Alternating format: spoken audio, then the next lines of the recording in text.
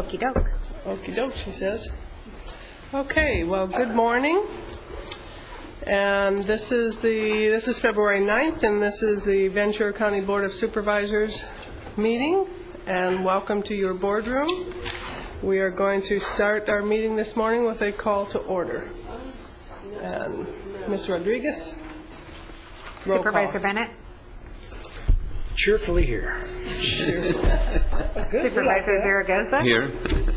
Supervisor Parks? Here, thank you. Supervisor Foy? Oh, And Supervisor Long. I am here too. And thank you.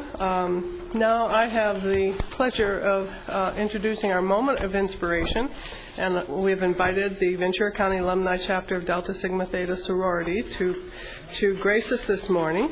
This is a national sorority. It was founded in 1913 by 22 students at Howard University.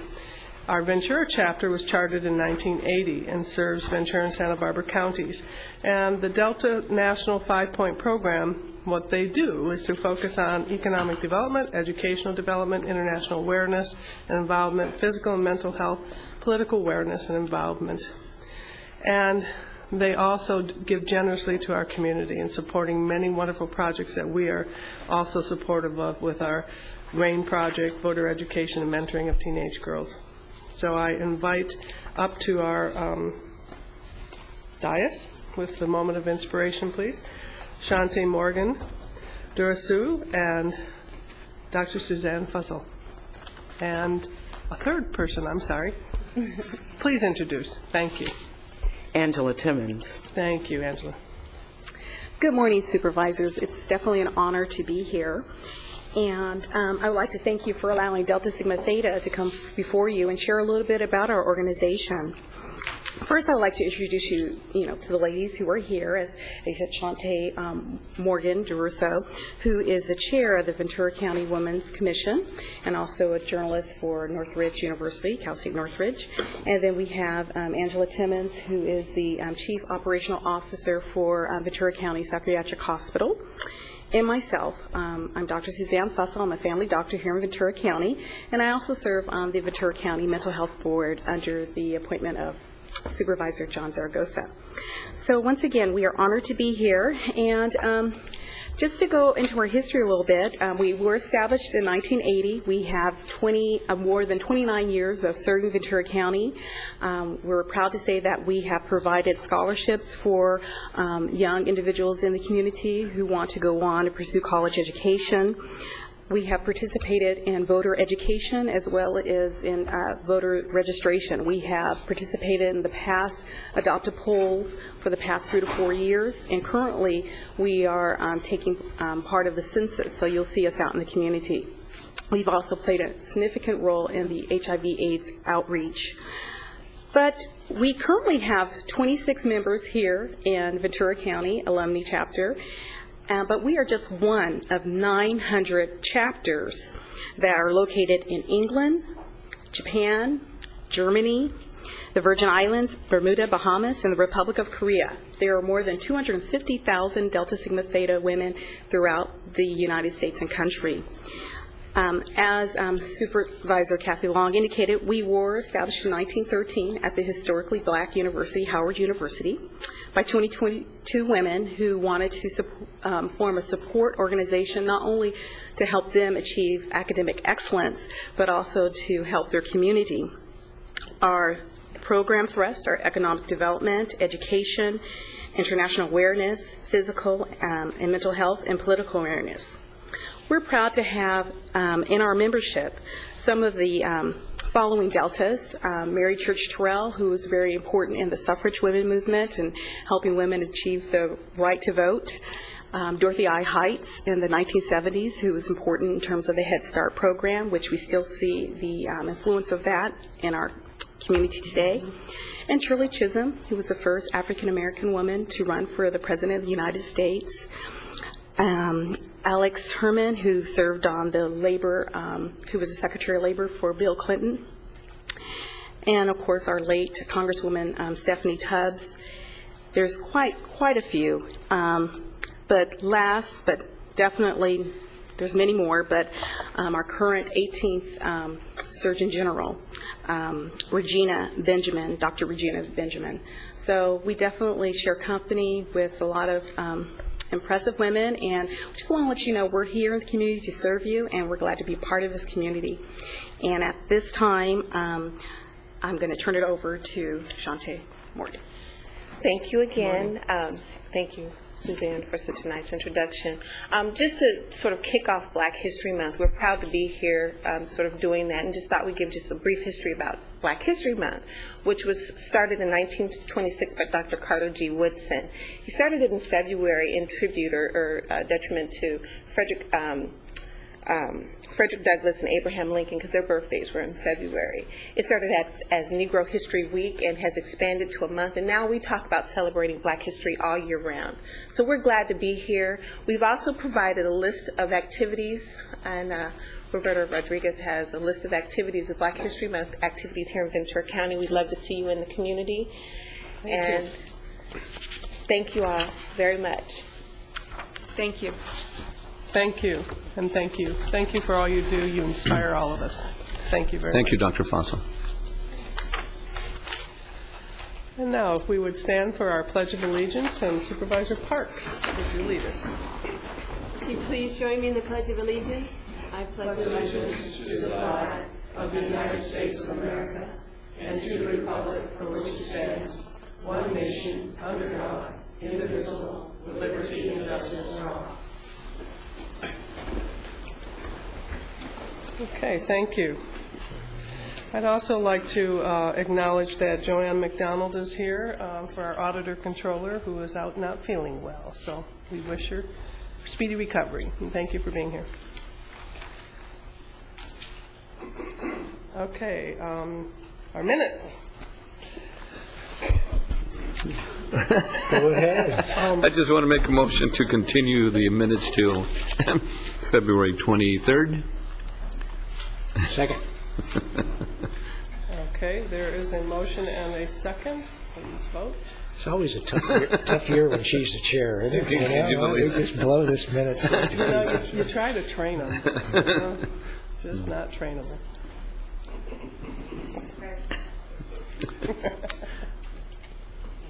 Thank you. And those passes unanimously. To continue them, agenda review. Mrs. Robinson. At this point in time, I have no agenda changes. Yoo-hoo. No agenda changes. So we'll act to adopt the agenda as presented. Is that a motion? That is a motion. And a second.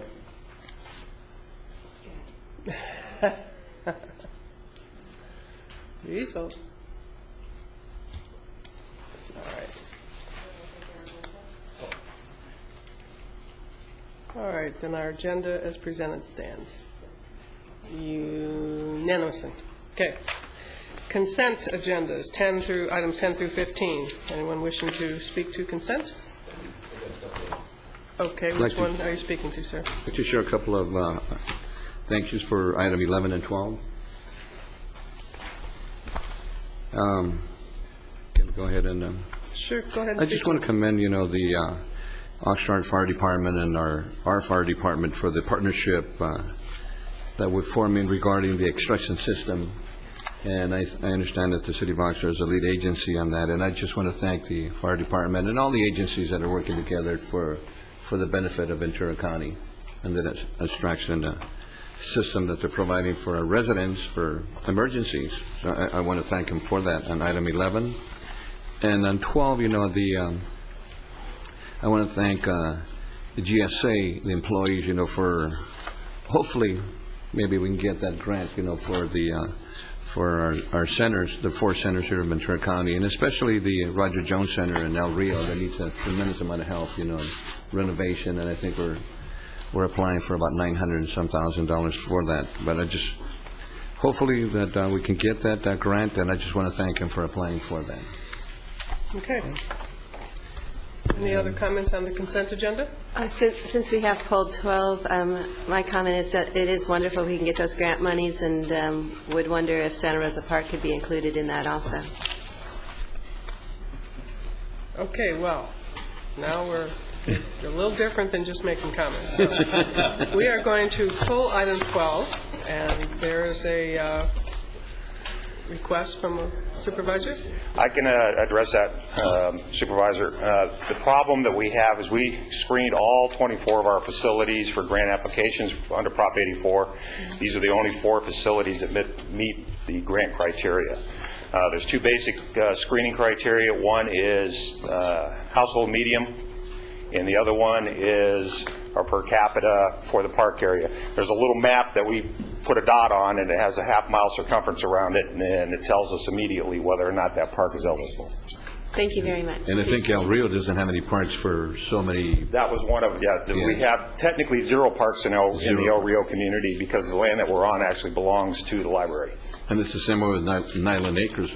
Without that annex, they have 0 parks. Yes. So, but I want to thank you again for the good one. And I would just note Santa Rosa is the only park in District 2 also, but I can understand if it's an economic analysis. But Thank you. Thank you. Okay. Any other comments on the consent items? And a motion? Is there a motion? Second. Oh, there's a motion and a second, and I thank you. And please vote. It's the only county park. We have other parks. And the consent passes unanimously. All right, this time we'll move to our public comment, and it's an opportunity for citizens to make presentations to the county board on items not appearing on the agenda, and we have requests to speak, and I'll call up first Thomas Pratt. Mr. Pratt.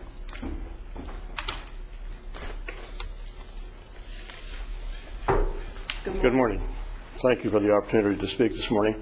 I was here before you last meeting, I believe, to ask for you to consider appointing an independent panel that would review the practices and procedures, policies for mental health in Ventura County, particularly for seniors.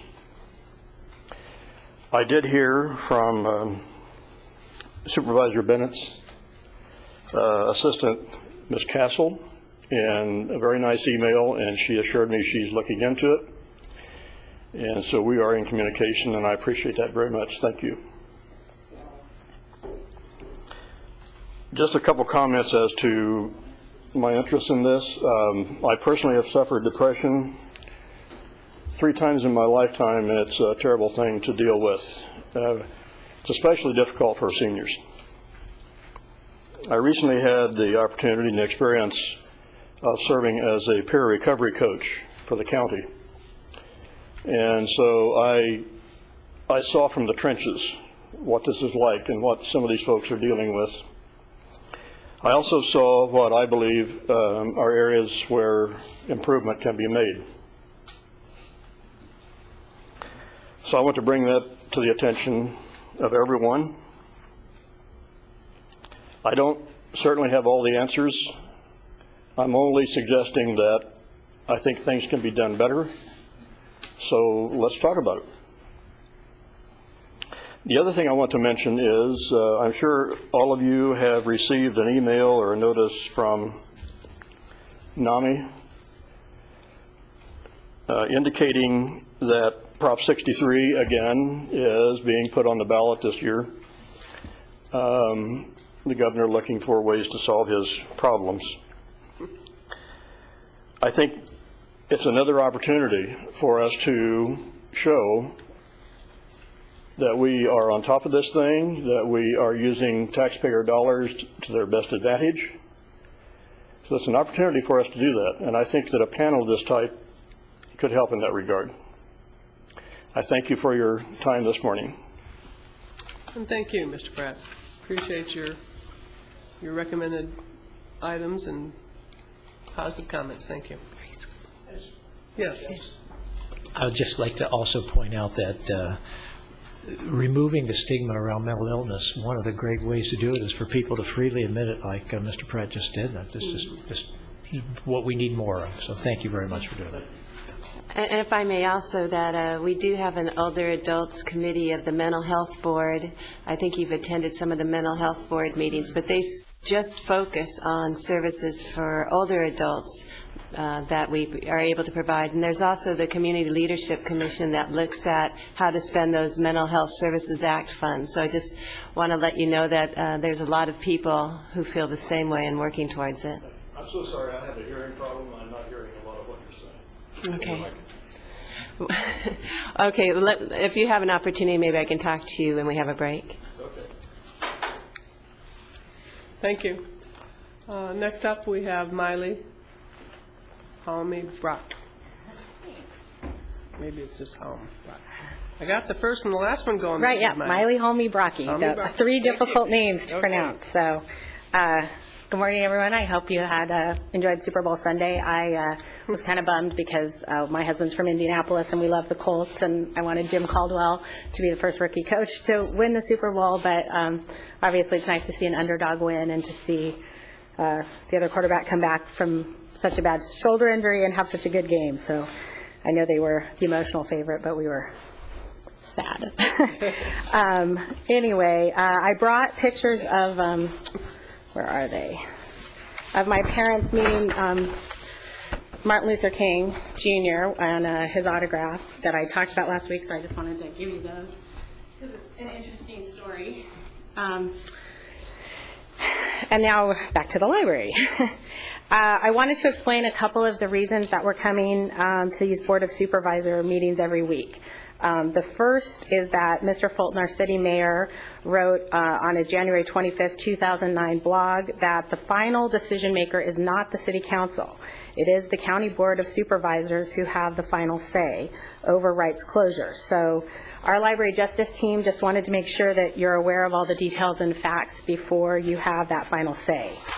The second reason is in regard to the library director, and I'm not sure who the library director reports to. I don't know if it's the library commission and then her evaluation goes to the board of supervisors or how the system works. But when someone asked her at a city library advisory commission meeting, she said she reported to no one. So I know she was joking and that it was kind of an off-the-cuff answer, but it seems there should be some governing board determining if she is serving the citizens of the county in the best way possible. Our library justice group seems to be growing exponentially. I love the power of Facebook, email, and the internet. We obviously have thousands of library users here in Ventura who want the doors reopened, but we also have supporters from all over the state and country. I'm receiving emails from Houston, Virginia, D.C., Maryland, Chicago, a tiny town in Alabama that has a historical library. I've truly heard from almost every state. And I wanted to share with you this email that I just got from WG, who is from Minnesota. She wrote, Miley, it's always worth a fight when the balance of justice is involved. It seems these days that for many people it is easier to sit home and complain than to give up precious time, energy, and money to right a wrong. The subliminal subtext of what you are fighting about is far larger than this library. You have uncovered a myriad of issues that need to be looked at about how and why government decisions are being made. The library happens to be the focus of this particular fight. Hopefully, when it is finished, those in power will consider what deeper changes need to be made in order for this not to happen again. And of course, now you know your way around. You will want to fight to ensure that you have access to the budget process as it is occurring. Perhaps the Board of Supervisors or someone else should suggest that someone in your group be part of the budget process in future to ensure that transparency and equality exists in future budgets. Oh yes, just what level of autonomous spending does the director of the library enjoy without oversight by higher-ups in the city or county? It seems like this person has made a lot of major decisions. Someone higher up must be helping. Perhaps you need an advocate inside that process. Fight on, my friend. You can thank other fighters before you for their fight in the 1970s and 1980s and 1990s made sure the documents and decision-making of government entities became transparent for all to see. Happy hunting, WG. And then I got another one from Virginia that said, what you are doing is absolutely needed nationwide. Don't doubt that for a minute. I wouldn't be reading all of these emails if I thought this issue was only about your library. One library can and will be saved, but what about all the others that don't have a library justice team fighting for them? So I'm really grateful that we're having all this nationwide feedback. And then on another interesting side note, here in Ventura, the book for the big read in the county is To Kill a Mockingbird, and at Santa Ynez High School, the junior English teacher there is actually using our library justice group as the current example when she teaches To Kill a Mockingbird, which is the quintessential book about standing up for what's right. So now back to the Wright Library budget. How much time do I have? Oh, none. So we know our property taxes pay for library service, and I have copies for all of you from the county assessor's office on the property tax revenue for the last 10 years. Even in this struggling economy, the property taxes are at an all-time high. Last year they were the highest on record, and this year they are the second highest in history. So property taxes in the economy cannot be used as the excuse to close Wright. And I'll continue the rest next week. Thank you.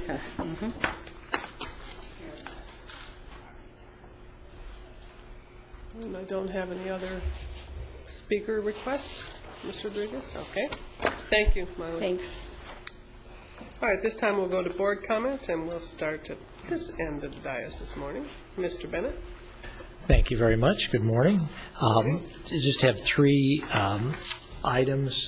items actually. I'd like to ask the board to adjourn in memory of the people on the list that I'm submitting, and also just to alert the board, Supervisor Long and I are working on the campaign finance modifications, and we were shooting to try to have them ready for this Wednesday, and then we realized we don't have a board meeting next Tuesday, so it'll be the Tuesday after that, but that's when we will be bringing that back. Are we going to see a review of any of that at all, or any stuff coming out of County Council before it comes, or can we, or I don't know? Well, there isn't much coming out of County Council except what to cut out, all right, of that one section, and what we're looking at, what we're looking at is Supreme Court said you can have more disclosure, you can have disclosure, and they really emphasize this, disclosure of where the money's coming from, but it was the independent expenditure side of it that's the issue. So it's not significant change in terms of changing the independent expenditure side of it and then going that way. And then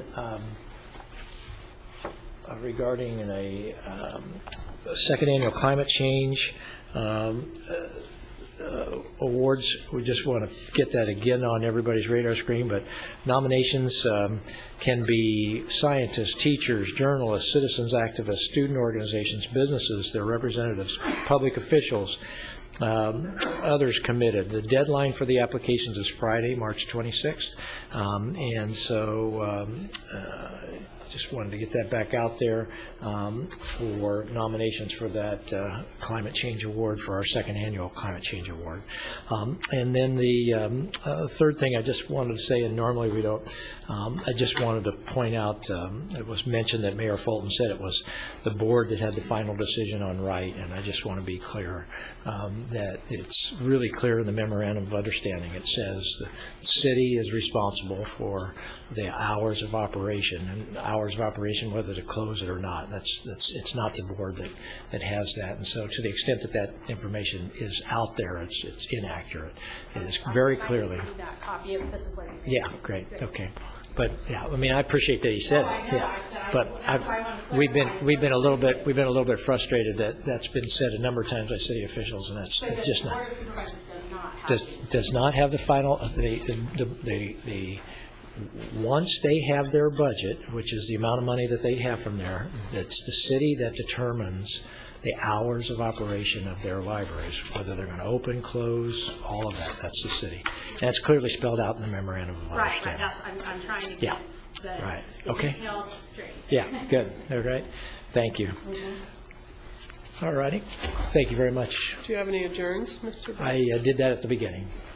Oh, I was paying attention. Thank you. Supervisor Zaragoza. Thank you for asking, Bill. Okay, and I'd also like to adjourn in memory of the constituents on this list. And one of the things I'd like to share is that my staff, and especially Stan Hicks, continues to work with Dave Rodriguez on the census and counting. And as you know, the as we all know, the census concerns political representation and allocations of billions of dollars for our government. We're especially working in the 5th District over in Oxnard and Island Acres to reach the folks that are undercounted because of a language barrier and so forth. So we are working on that. And one of the important things that Dave mentioned too, that there's hundreds and thousands of jobs throughout the U.S. and especially here in Ventura County. So if people are looking for jobs, that's a good opportunity to work for the census, to make sure that people are counted. And I have a phone number too for the public, and the area code is 866, and the phone number is 861-2010, and we have that number also in our office for individuals that want to work. Jobs is very important to all of us.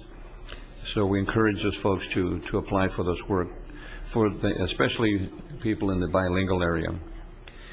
On Monday, I attended an event for Child Development Resources Center here in Ventura, the Early Head Start Expansion Program, and Congresswoman Lois Capps was there, and for the ribbon cutting program. And Reina Dominguez, I'd like to commend. She's one of my appointees to First Five, and she was very instrumental in working on that program. My understanding is that the Early Start program serves about 160 children countywide, and with the additional dollars that are coming in, we're going to add an additional 88 children that are going to be able to participate. So I'd like to congratulate them for doing an outstanding job.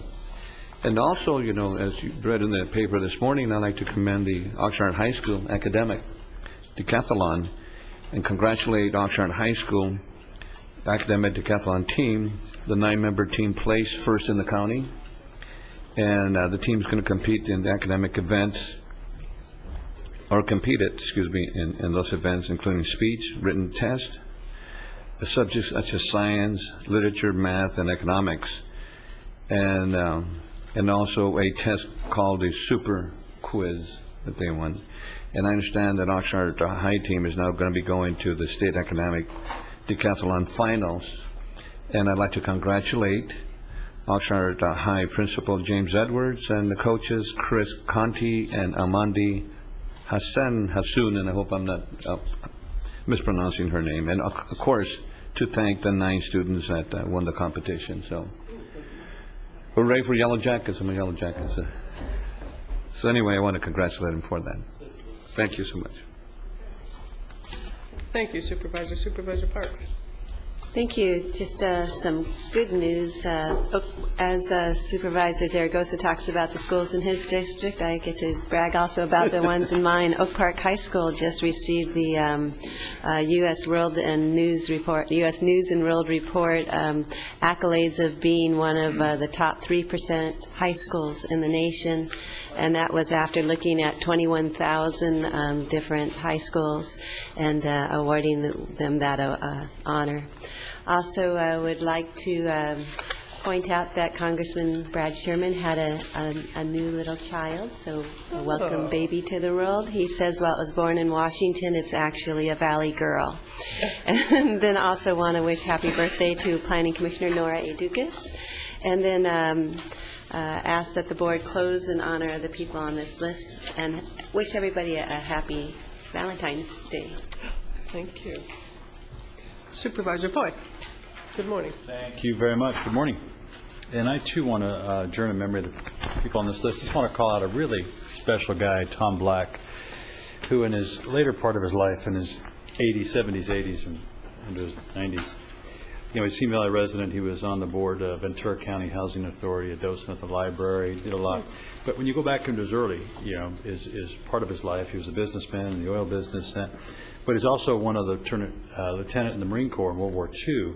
He went ashore during the surrender after the bombing of Japan, and a special guy who had been part of that whole thing. And it was really just an interesting guy. We got to know him real well, and he just had some stories that, one of those things, that greatest generation, that you lose all that opportunity and what he saw and the destruction and the change that went along in Japan. And anyway, it was just a real special guy, and you hate to see that go as we we move down those kind of paths. I do want to say thank you to Moore Park. They're letting us do some more of this water rate increase stuff and what Ready's doing. We're going to go out to the city, and they're going to televise to the residents, and one more shot before we have our thing, so everybody knows what's going on and their ability to try to save as much water as they can to do what we're doing. I was excited to hear that they opened the pumps for 14 days or something that we heard up. I don't know if you heard that in Sacramento. Yeah. And try to use some of this rain, make some decent decisions. That's good to hear. Then I'm going back to some people in the area. Angela, I don't know if you've heard this, but a young lady, she's making her 4th appearance in the Winter Olympics in hockey. You know, very exciting. I mean, 4th straight time, and she's done this, and this is exciting for just a great local resident to do that, but to be 4 times anybody in the Olympics, and that's wonderful. And so congratulate her. And then also Miss Ventura County Outstanding Teen, Caitlin Yon from Moore Park. I tell you, these kids coming out of Moore Park are unbelievable. I mean, it's amazing, the talent, all this stuff. And this is where she won the academics. Her grades, she scholarship, even got a diamond necklace out of this thing. But it's the precursor for Miss California and Miss America. So congratulations to her. And those are my comments. Thank you. Thank you, Supervisor. Do you need these back? No, those are accurate. Okay. And my comments this morning, I'd like to certainly thank Supervisor Zaragoza for another update on the census. I do have on schedule, and I think probably our next meeting, David Rodriguez coming in to give us a formal presentation on where they are, what their needs are, and agree that there are job opportunities for people who it's a 3-month stint, but they pay well, and we need people out there helping us to get a good census count. So thank you too we all have a say and a voice in this. And also, I'd like to report that the City-County Schools statewide partnership, the CCS partnership, has been working on the issues related to government reform and the various initiatives that are circling out there in the universe. So as a part of that and my work on that, I started this local group, and we've had another meeting recently. So I just wanted to update you that the focus of that meeting was what we need to do to do further public education and get the public engaged following up to the January 11th forum. And the Civic Alliance has put up a very good website that has a link to all of the proposed reform initiatives. And we are going to work with the Civic Alliance, and we're going to put a Facebook page up that will also add put the information out there on the various reform proposals. We're going to work on additional op-ed pieces and speaking opportunities, and also we had a presentation from the League of California Cities local representative. The League is circulating a petition. Signatures will probably qualify for the ballot, and their proposed initiative, and I'll just put it very basic, will put a firewall between local government and the state, so that the state can't even look to borrow money from us if the voters say that that's the right direction to go. So that's as simply as I can say it to you. It's much more complex than that, and CSAC is still evaluating. We have not joined with the League on this one yet. We're evaluating the strengths and weaknesses of the same. It hasn't qualified for the ballot yet, and that is also our position at CSAC. So stay tuned. We're going to have lots of opportunities to speak about reforming government in November. And lastly, I would like to call out Santa Paula. Santa Paula was at the Super Bowl.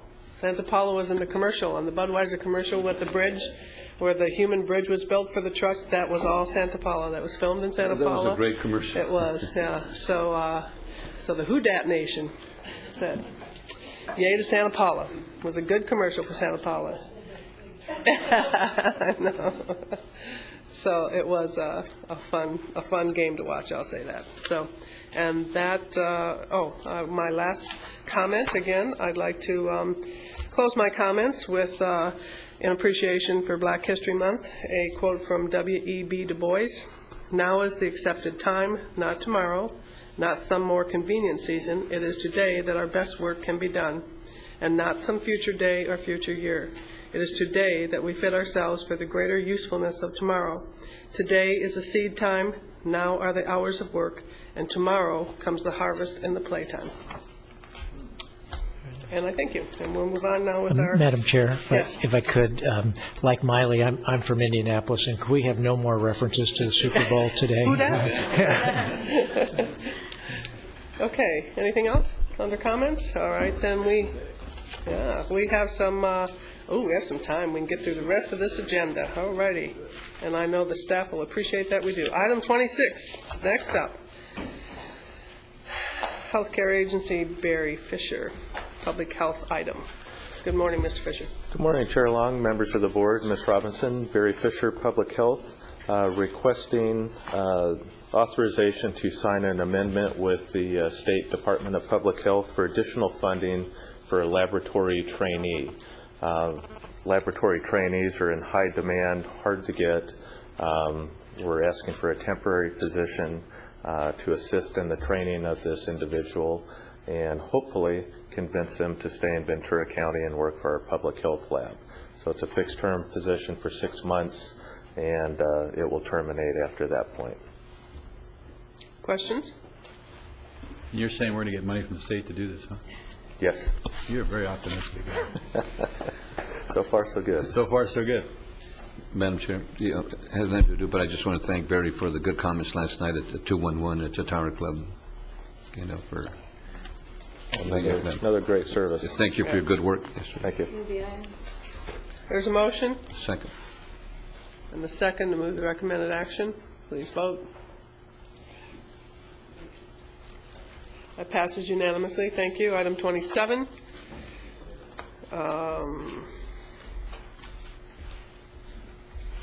Mr. Carroll. Chair Long, members of the board, good morning. Who's presenting this one? Okay, thank you. Agenda item 27 requests your board approve changes to the administrative manual to deal with the Health Information Technology for Economic and Clinical Health Act of 2009, and they really had to stretch to get that acronym.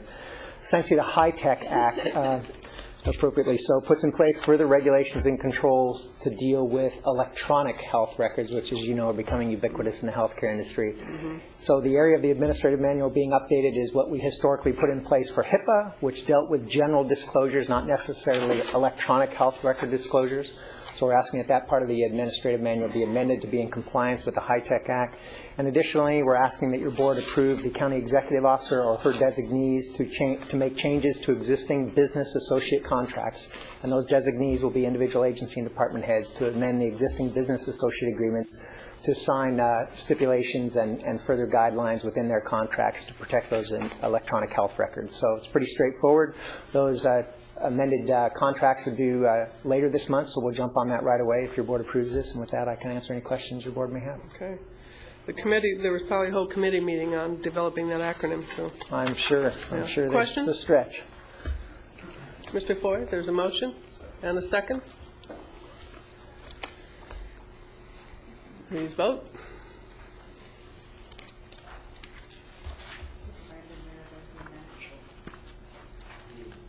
And that passes unanimously. Thank you, Mr. Carroll. Item 28 is a recommendation from Supervisor Parks. Yes, I am very pleased to be able to appoint someone, nominate someone to the Civil Service Commission, Elise Lazar, and would ask that you approve the motion. There is a motion.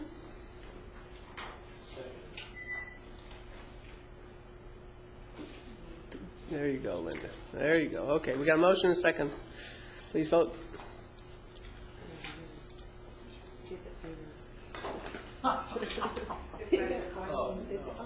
Please vote, Mr. Foy. Thank you. And that passes unanimously. Then we have our consent, our correspondence agenda. Yes. Item number 30, I just want to thank, Rose Duran for sending that letter. But for the record, I just want to share that those turkeys were bought with our personal dollars, myself and my staff, and we did not use any county money to buy those turkeys. So I just wanted to put that on the record that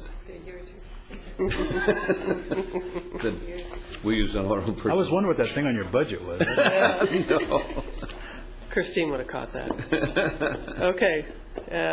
So there's a motion to move the correspondence agenda? Second. And a second? And please vote.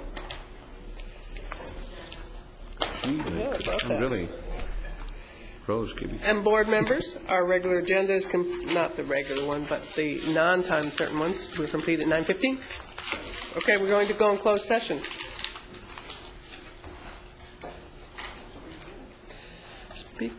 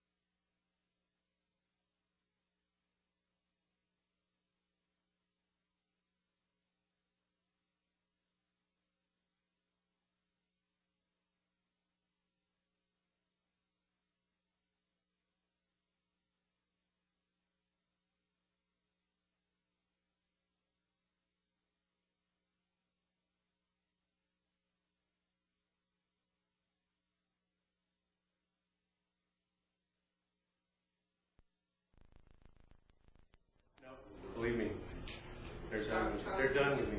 Okay, Charlie's fine. That's what we care about. That's right, exactly.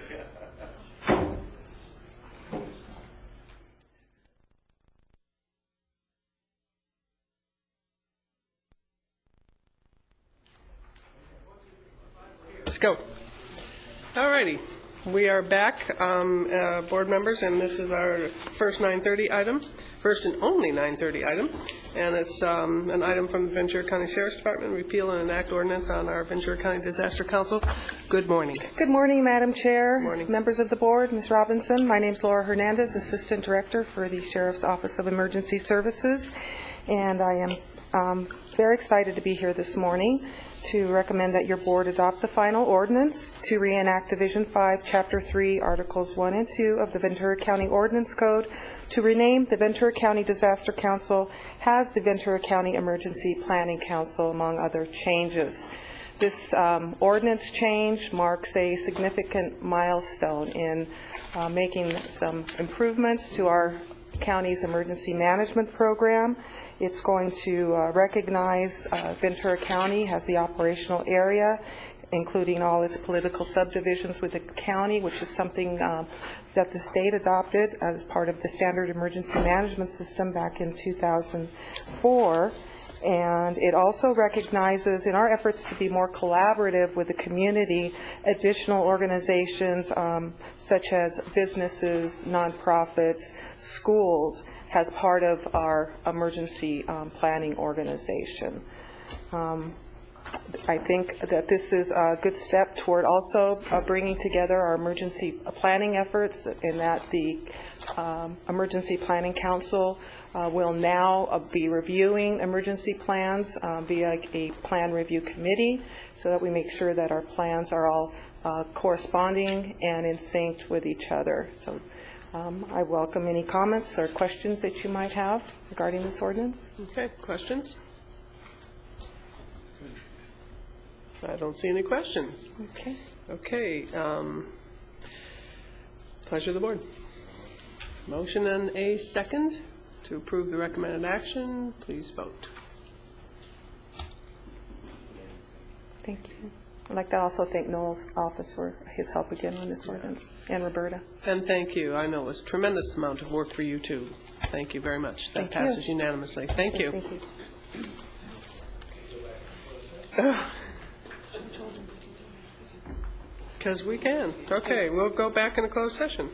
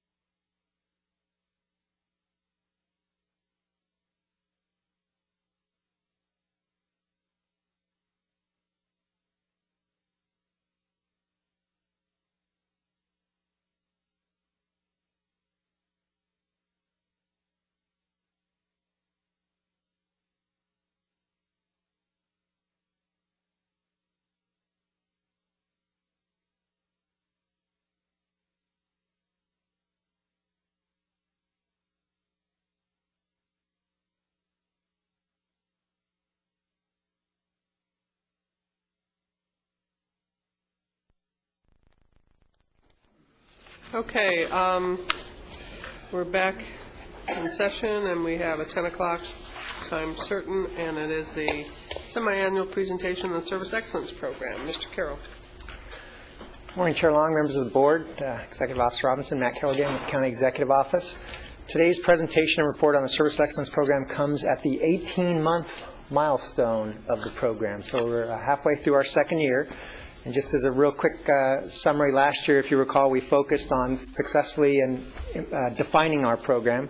We also focused on training our executives, some folks we refer to as champions, training our cadre of practitioners, what we refer to as green belts, doing executive planning sessions to establish the portfolio of improvement events that are going to be undertaken within the departments, and then conducting the actual events themselves. That's really been the focus for the last year, 18 months.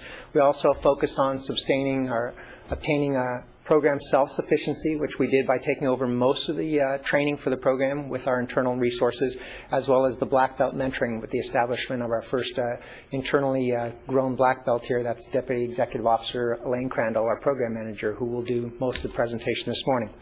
So as Elaine will report to you, going forward, our focus is going to be on a couple things, but primarily program sustainability and validation that the undertakings that we've started have stuck and that they will continue. And we're going to be looking at cultural confirmation of that as well as actual confirmation in that.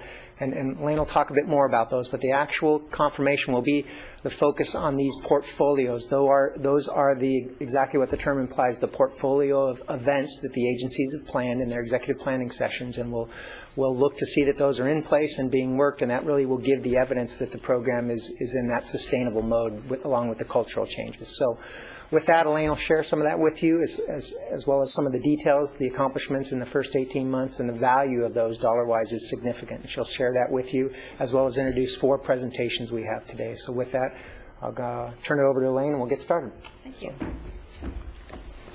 Good morning. Good morning, Madam Chair, members of the board, Ms. Robinson, Elaine Crandall, CEO's office. As you can see by this first slide, our major objective for the program is to encourage a county-wide culture of service excellence, continuous improvement, and empirically based decision-making as a means of improving quality, consistency, and speed across county services.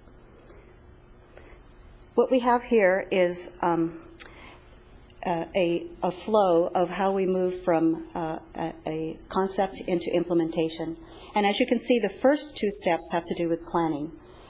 The very first step has to do with the agency heads designing what we call the implementation and deployment plan, and 24 of our agencies have done that. The next step is creating a strategic plan and drilling all the way down to a process level, which is what we call the executive planning session, and 15 agencies have completed that. The product of those planning sessions are the agency portfolio. And the portfolio basically is a document of improvements that are designed to push an agency's goals forward. So 13 of the agencies have completed and submitted their agency portfolios. In process right now are about 6 that are finishing their strategic plan session, and we expect to see those portfolios come in the next year. I'll be spending a little bit more time around the actual metrics of implementation in the next few slides. As Matt mentioned, we spent a lot of time in the last few months talking about what would success look like across the county for process improvement. And one of the areas that we designated is that there has to be a culture change. It isn't just about completing a number of events, but it's coming at our issues in a different way by using Lean Six Sigma principles. So, if you will, it's a way about conducting business differently.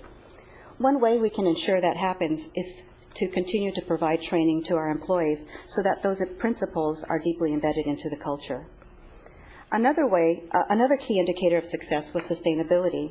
That is weaning ourselves from an outside contractor.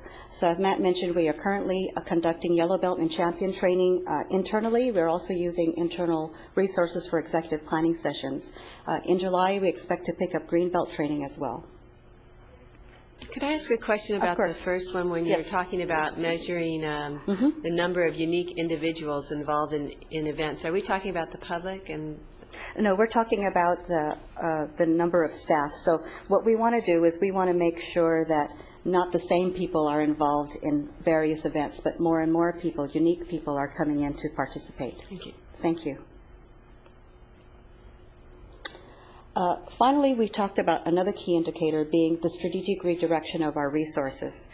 So while grassroots efforts all bring value, an agency portfolio is a way that we all know that the ship is directed towards port, if you will.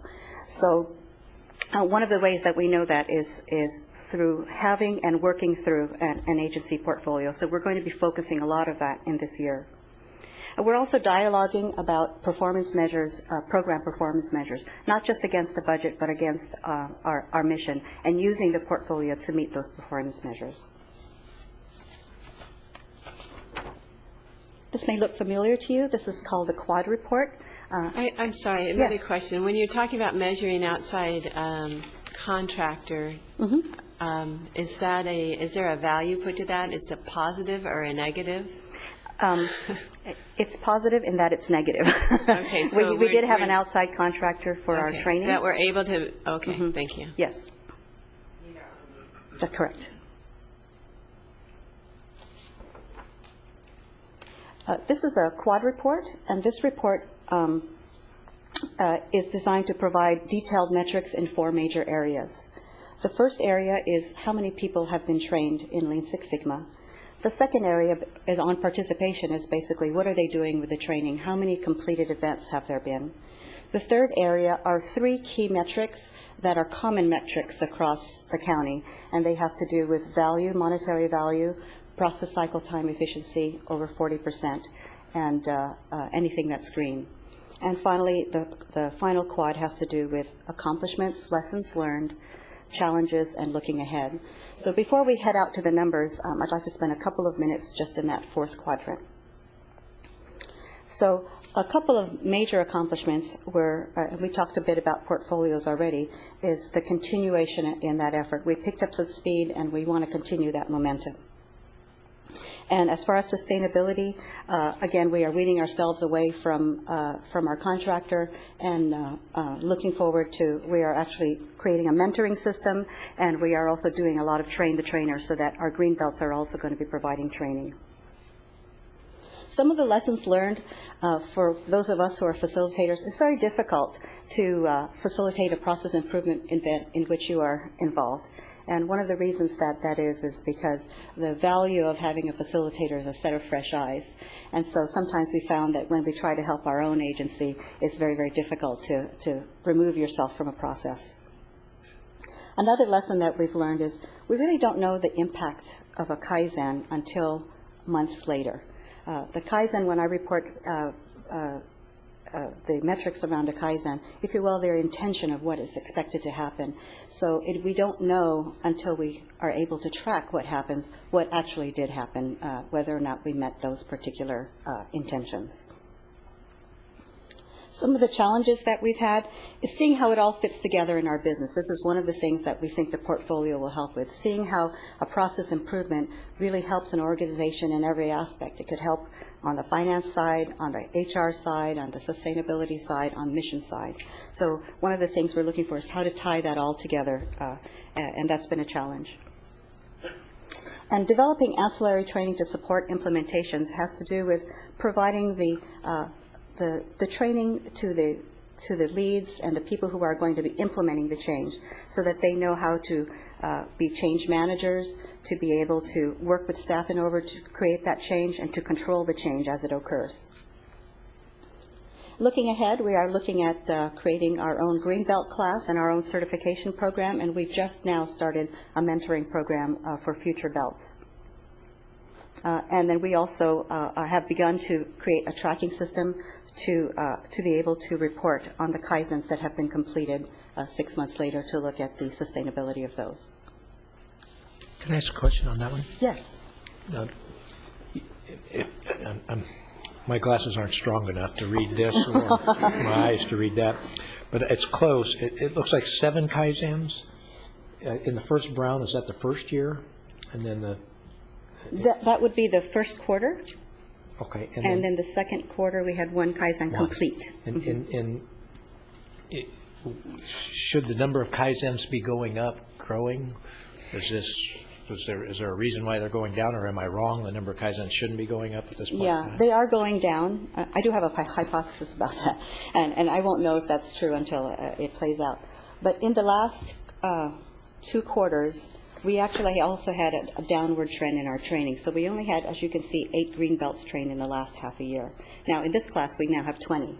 So that swing, I think, downwards and now upwards has to do with the fact that our agency had spent a lot of time in looking at this tool and planning around how they're going to be strategic about it. So I think what we saw is a little ebb, if you will, in activity so that the planning can surge forward. So this is why we're talking a lot about these portfolios and strategic planning. And my hope is that as the plans start to settle into an organization, what we will see is an upswing in training as they select now people who will go to what training so that they use the training well and then implement against those portfolios. And then I think we'll see actually an upswing in the next half year. In Kaizens? Both Kaizens and do-its. Yeah. Well, although do-its are happening now, which says something too. Okay. Thank you. Thank you. I know this is hard on the eyes, so what I've done in the next two slides is done a little summary. So total training, as you can see here, we've had 54 total training in champion, yellow belt, and green belt. And 204 people received what's a 1 hour overview. And this is designed to be an awareness session so that staff who maybe don't receive the full training at least know what's going on in the county. We had a total of 67 total completed events. As you can see, most of them were just do-its, and there were the 8 completed Kaizens. This next chart shows the 3 key metrics or common metrics that we capture across the county. If there's a monetary value attached to an improvement event, the monetary value is separated into 2 different categories. One is called soft value, which is basically a monetary expression of an efficiency improvement, or the quantified value of time that is deployed elsewhere. And then there's hard savings, which basically are budgetary savings. So in the first half year of this year, we've had $991,000 in total value and savings, of which about 559 were soft value and 432 were budgetary savings. Process cycle time efficiency basically counts those improvements that we were able to go 40% faster than we were before. And 24 events fell into that category. And the Green Initiative counts those improvement events whereby we consume less paper, less energy, less fuel, any kind of consumable, and 32 of the process improvement events fell into that category. And I'd like to point out that all the details around those outcomes are available for viewing in our Service Excellence website under the title Implementation Results. Before you go too much further, I'd just ask one other question. Could you give me the big differences between a Kaizen and a just do it? Sure. A Kaizen requires a team to solve a problem. Both of them have a problem. And a Kaizen means that it's been a problem that people by themselves haven't been able to resolve. So you need a team of people, and the team of people are comprised of people who know the process and people who are affected by the process, and together they solve the problem. A just do it might be something that has come to someone's attention, and they're able to make a decision on their own and implement that change. Thank you. Madam Chair, I was just asking Marty about that too, so that they're thinking out of the box basically. Correct. And see how they can improve that system, the Kaizen. Yes. That's good approach, yeah. Thank you. And we're going to hear a couple of just do it's today that will, I think, make it live a little bit better for you. So at this time, unless you have any other questions, I would like to introduce our 4 agencies. And we arranged them so that you can see several aspects of creating change in an organization. First is the planning session, where we're going to talk about the EPS and the portfolio from fire. Then we're going to talk about the people. So the first part is about structure. The second part is about people, how you deal with people and creating that atmosphere where people want to make change. And that's going to come from Animal Reg. We're going to hear from people who are focused in as part of their strategy on being green from GSA, and a couple of just do it's around that. And finally, we'll hear a Kaizen from the sheriff in the forensics laboratory as it relates to looking at your work environment. They did a lot of 5S, and you'll hear a little bit more about that. So first up, unless I can answer questions. First up is the Fire Protection District, and here today is Chief Vaughn Miller, and his Greenbelt Bob Michaels. Madam Chair, members of the board, Ms. Robinson, thank you for allowing us to speak about our 2010 portfolio. Again, Bob is here as our Fire District Greenbelt. I'm Vaughn Miller. Over the last 12 months, all our managers have attended the Lean Six Sigma training. And we've also been working on our update of our strategic plan. And it was suggested that we incorporate some of our Lean Six training into our new strategic planning process. We use a 5-year planning cycle for our strategic plan, and that plan includes budgetary projections, and improvement initiatives. And our 2010 portfolio includes 46 improvement initiatives. Now, our strategic plan does three main things. One, it defines normal expectations. So for every day, our employees have something to look to that defines what they're supposed to be doing. It also identifies focus areas where we feel that we can make improvements in our services. And then it supports continuity of operations when we have leadership changes due to succession. Those are the reasons we have our plan. Now, the plan is divided into two parts. We've got a doctrine, and the doctrine is made up of our mission statement, our organization statement, and our code of values. And those three really encompass our normal expectations for our staff. The second part is our focus areas, and that contains our strategic plan objectives, which for this plan are going to be leverage technology and processes to achieve service excellence, foster community collaboration, pursue environmental balance, and advancing professional standards. Now, supporting those objectives, that's where our portfolio sits. There we go. And our portfolio is really the working list of all these initiatives. We have 24 individual bureau initiatives, and then we have 22 cross-functional initiatives as well. So our bureaus will have to work together, kind of breaking down those silos a little bit. So that'll be real productive for us. Our portfolio was created in our executive planning session that we held last November. And in that session, our executive managers, our mid-level managers, and our program managers all got together to develop all these 46 initiatives. Now, remind you that these 46 are just for the first year. We have a 5-year plan, so we have more than just that. The completion of some of these objectives are going to result in some of them are going to be cost saving, some of them are going to be cost avoiding, some of them will cost, and there's a couple free ones in there as well. But I would like to thank Bob for his suggestion and Elaine for all her support through the year, and I'm available for questions on our process and our incorporation of our portfolio. Yeah. By going through this process and what you've done, what have you seen that's made this different than what you've done in the past before? This really is more about transparency and accountability now. And I think that's a great suggestion that's come from our Lean Six crew. And it's going to actually mean that we're going to have to do what we say we're going to do in our strategic plan process. And so that's going to be great. It's going to be great that all our staff can see that. It's going to be a public document within the district, and I think that will be something that our staff can hold us accountable to, and we can also use that as a tool to update them. So that was a new one for us. By doing what you talked about, the transparency, does it also give them the opportunity from all levels of the organization to see what you're doing and even have input into some improvement? Absolutely. And as I stated in the executive planning session, we really tried to incorporate all our managers in just the development of the initiatives. Mm-hmm. So it was really very productive. Great, great. Thank you very much. And thank you. It's impressive to hear all the managers are fully engaged there. That's great. Okay. Next up we have animal regulation. Good morning, Madam Chair, Mrs. Robinson, members of the board, Monica Nolan, Animal Reg. Well, Animal Reg is a small organization that has to operate lean in order to survive. We have a small but strong leadership team, and we all tend to hang out together. When I came, I found that everyone had ideas on changes and that we would all like to see those changes occur. So Lean Six Sigma was really, it provided us the opportunity and the perfect vehicle to seeing those changes occur.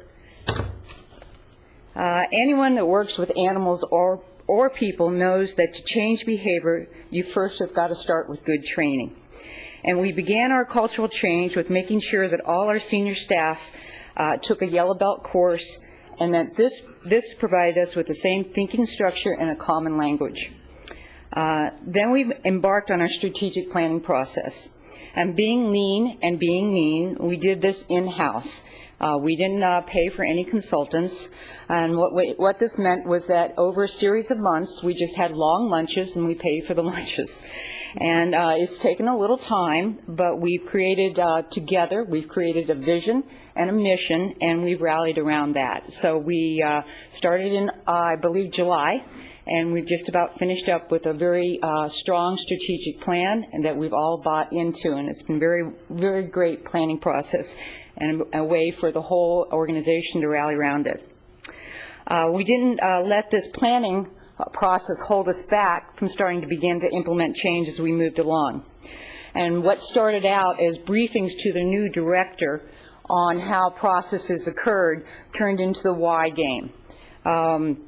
Whenever the why game, as you know, why, whenever the why game hit the stance of, well, why do we do it this way? Well, we do it this way because. And whenever we hit the wall of, well, we do it this way because we've always done it this way, then that kind of, the red flag went off.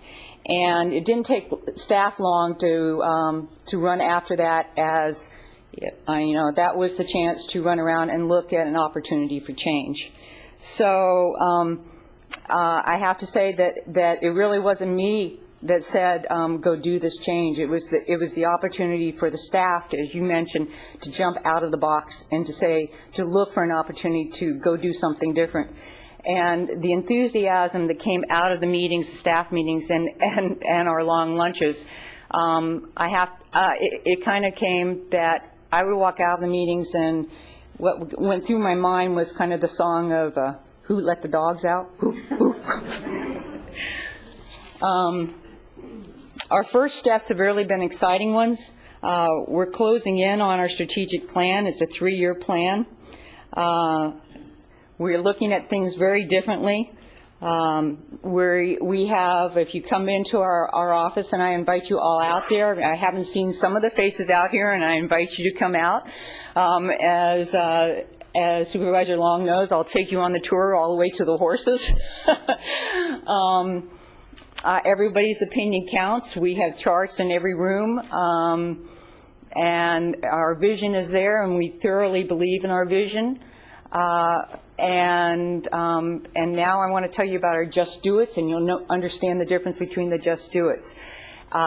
We were sitting around again. It was a case of the director trying to understand how things work.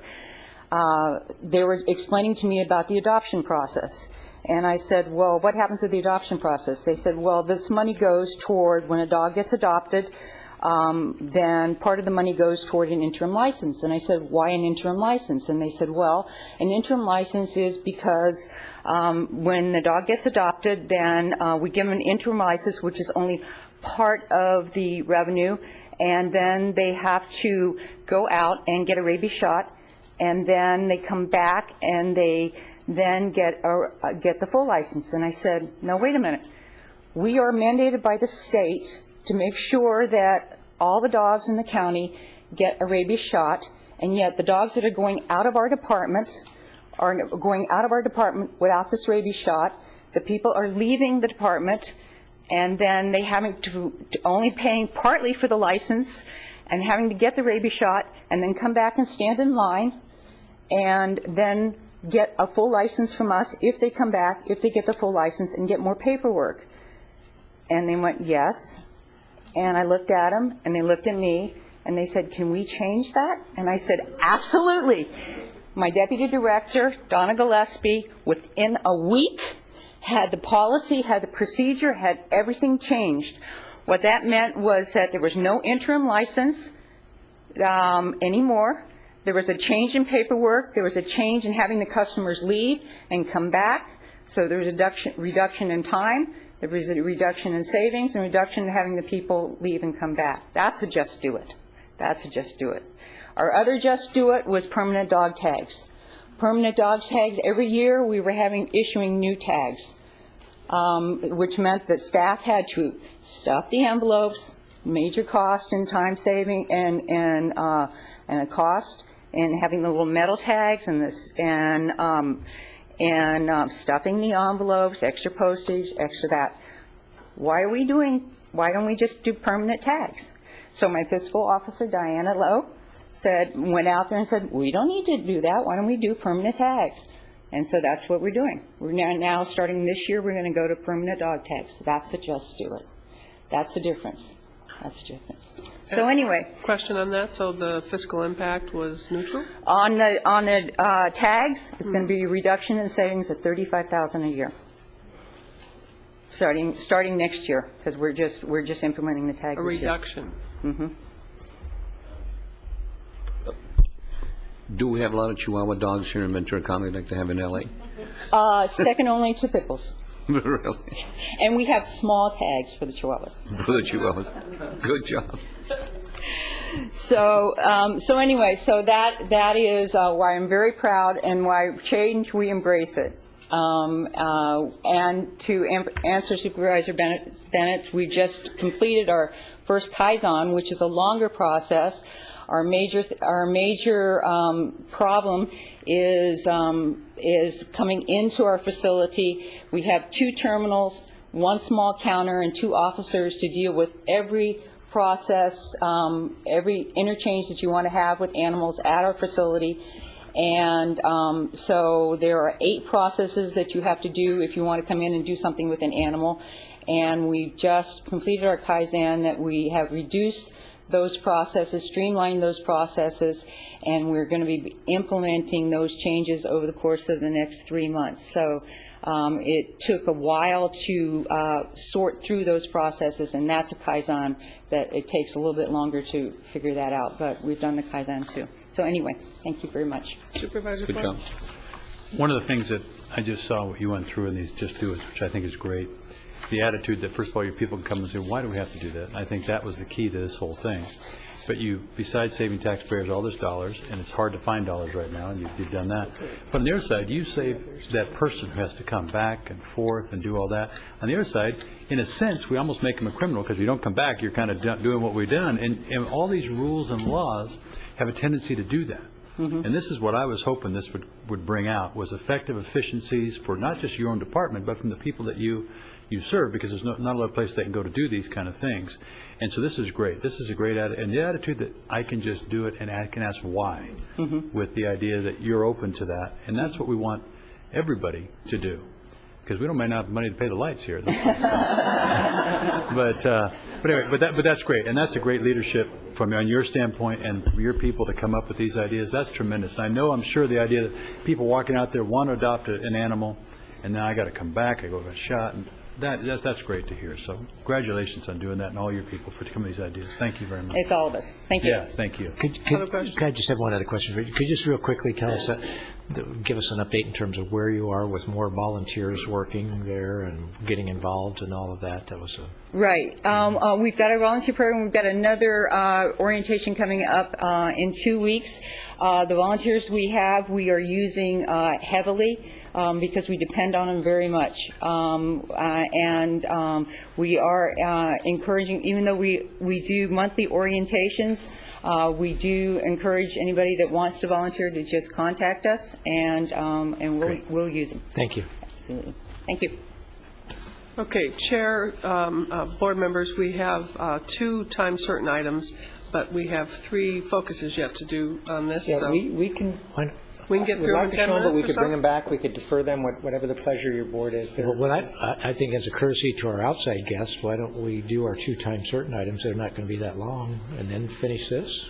Any pleasure on that? That way we're not rushing these. Okay, I'd rather not rush these because they're great progress and great interest in it, and I would hope our public members who are here, if you'd stick around afterwards, we're very proud of this work that's underway. So we'll put this on hold for a minute and go to our time certain items.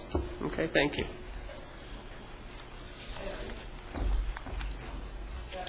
To the next one, the time certain at 10:30, item 18, which is mine, and it is my pleasure to be able to present this proclamation, and I'll call up David Smith of our United Way Board and Eric Sternad of Interface Children and Family Services, and I have a proclamation to present to them that is going to call out, get all this paper out of the way, Ventura County 211 month and recognize the 5th year anniversary of this service that we have in our county, and to remind all those listening that we were the first county to implement 211, and we are very proud of that, and that talk about the extraordinary contributions of the success of 211 in our county, a service that is a regional service important to all the cities and the county and to our private sector, and it delivers vital health and human service information and referral service 24/7.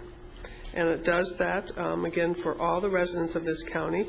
It provides a connection to folks to increase their support and the safety net to those who call because they need services that will help them either with their basic needs, mental health needs, domestic violence related services, employment support, and senior services. It is that linkage that does strengthen our safety net, and I expect you'll hear from our speakers this morning how strong that has become in the numbers and the increase calls into 211, just as we have seen an increase in our human services agencies and the numbers of folks that we are providing services to. With, for example, our general relief is tripled, and we're seeing that in all of the areas of program and services we provide. The same thing is occurring with the 211 service. It is a critical information referral service available to all of our residents, supported by United Way and led by United Way Interface and First Five. And Claudia it needs to be up front, and First Five of Ventura County, and again our area cities in our county. And so we are going to, with this action, this is the 5th year anniversary, to recognize that, to express our appreciation for the ongoing support and work, and knowing well that we have challenges in front of us, and also declare this as 211 month. We had an opportunity last night, and I know Supervisor Zaragoza, Supervisor Parks, and myself were present at the celebration of this 5th year anniversary, and we received a thank you. I'll share this with the board members from the 211 Coalition, United Way leading the way, to express their appreciation for our ongoing support of the 211 service and programs. If you'd share that. And I'll step down now, and if you please Madam Chair, can I say a couple of words? I know he's going to. I just want to thank also Mike Powers should be up here. He's our chair for United Way, and I know that he's been very instrumental in helping the county too, and also I want to thank Dave and Eric, and Claudia, and the First Five participants for all the good work they've done. And last night it was a great event. Dave, and Eric made a presentation it was supposed to be a 2-minute presentation. It was a 30-minute presentation, and all the good things that there were. But I want to thank him too as a member of United Way. Yeah, thank you very much. Just a few quick words. I think Barry Fisher highlighted it last night really well, talking about the collaboration we had with Public Health around H1N1 calls. Public Health was getting swamped with calls. They were able to team up with our 211 staff, enabling the public health nurses to get out and do the vaccinations, and then we could take the phone calls. So it was a really great example of what a strong 211 can do, step in within a couple days' notice, and really partner in such a way that gets the community what it needs at the moment. So we're just very thankful for the board support, the county support, the city support we have this year, and looking forward to continuing that. So thank you. Yeah, just a couple of words. Good morning, everyone, and thank you for the opportunity to be here and for the recognition.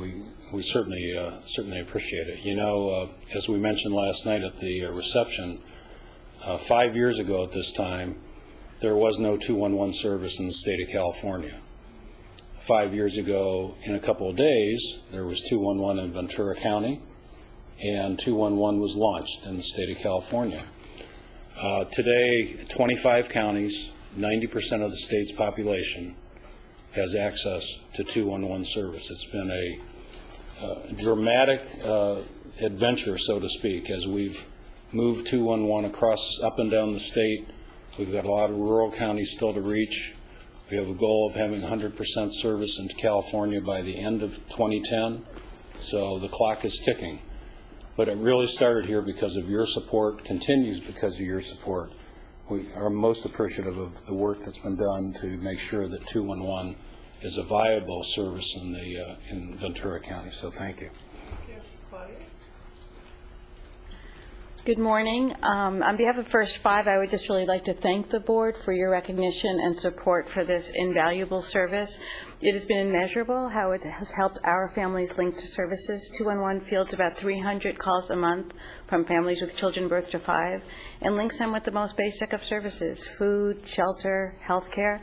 It's also been an amazing service for the staff in our family resource centers who use it to help them know about all of the different services that are out there in the county. And most recently, it's been an amazing tool for regional messaging for communications. Our early literacy campaign that you've heard about before, we've been able to use the 211 number across Southern California as a way to get the message out to people and have them call in. The satisfaction that people indicate with 211 is pretty phenomenal. Over 90% of people say it helped them, and they'd refer to a friend. They'd refer a friend to it as well. I don't think it gets much better than that. So thank you for your support and recognition of this service as well.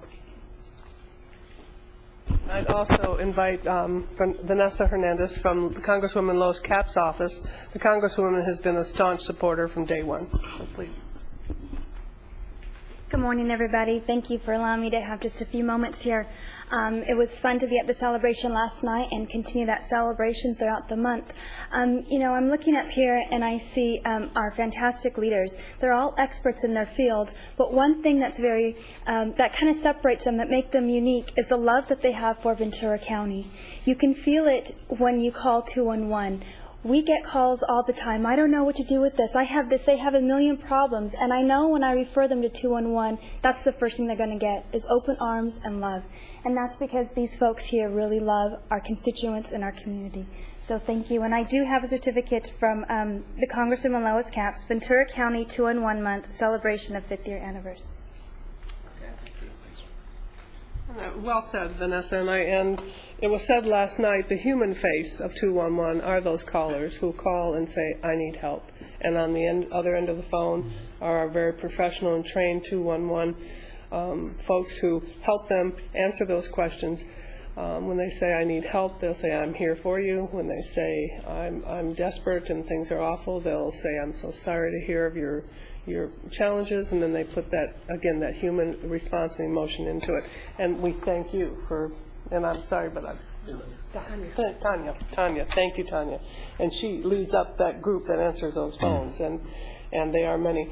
So in behalf of the board, I'll present this to United Way Interface, First Five, the coalition of folks. And last night also there was a very heartwarming comment made by Leo Bunnan, who was one of the first private sector businesses to step up. And he was there again last night and stepped up again.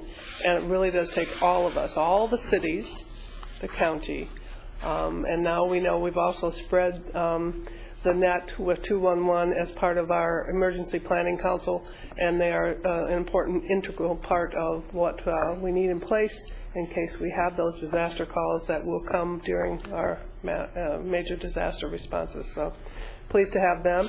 And again, thank you for acknowledging the county agencies, Human Services, Healthcare Agency, Public Health, and the emergency planning efforts last night. It was very nice. So thank you. Madam Chair, can I share one more thing? You know, something Eric said last night too. Eric said something last night. It was a challenge to share this information with 211 people. And I think we have several thousand here, so I think I met my quota already. Okay. To share the information about the good things that 211 does. And would Barry and Melissa come down? We're going to do a group shot over here as part of our HSA agency. And who else is in the audience who should be down here? We're going to do a photo.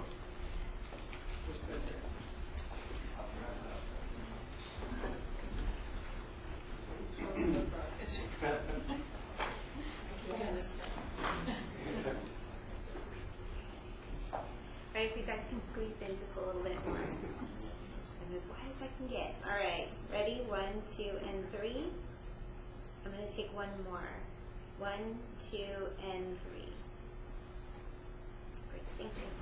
Thank you. Thank you. Thank you.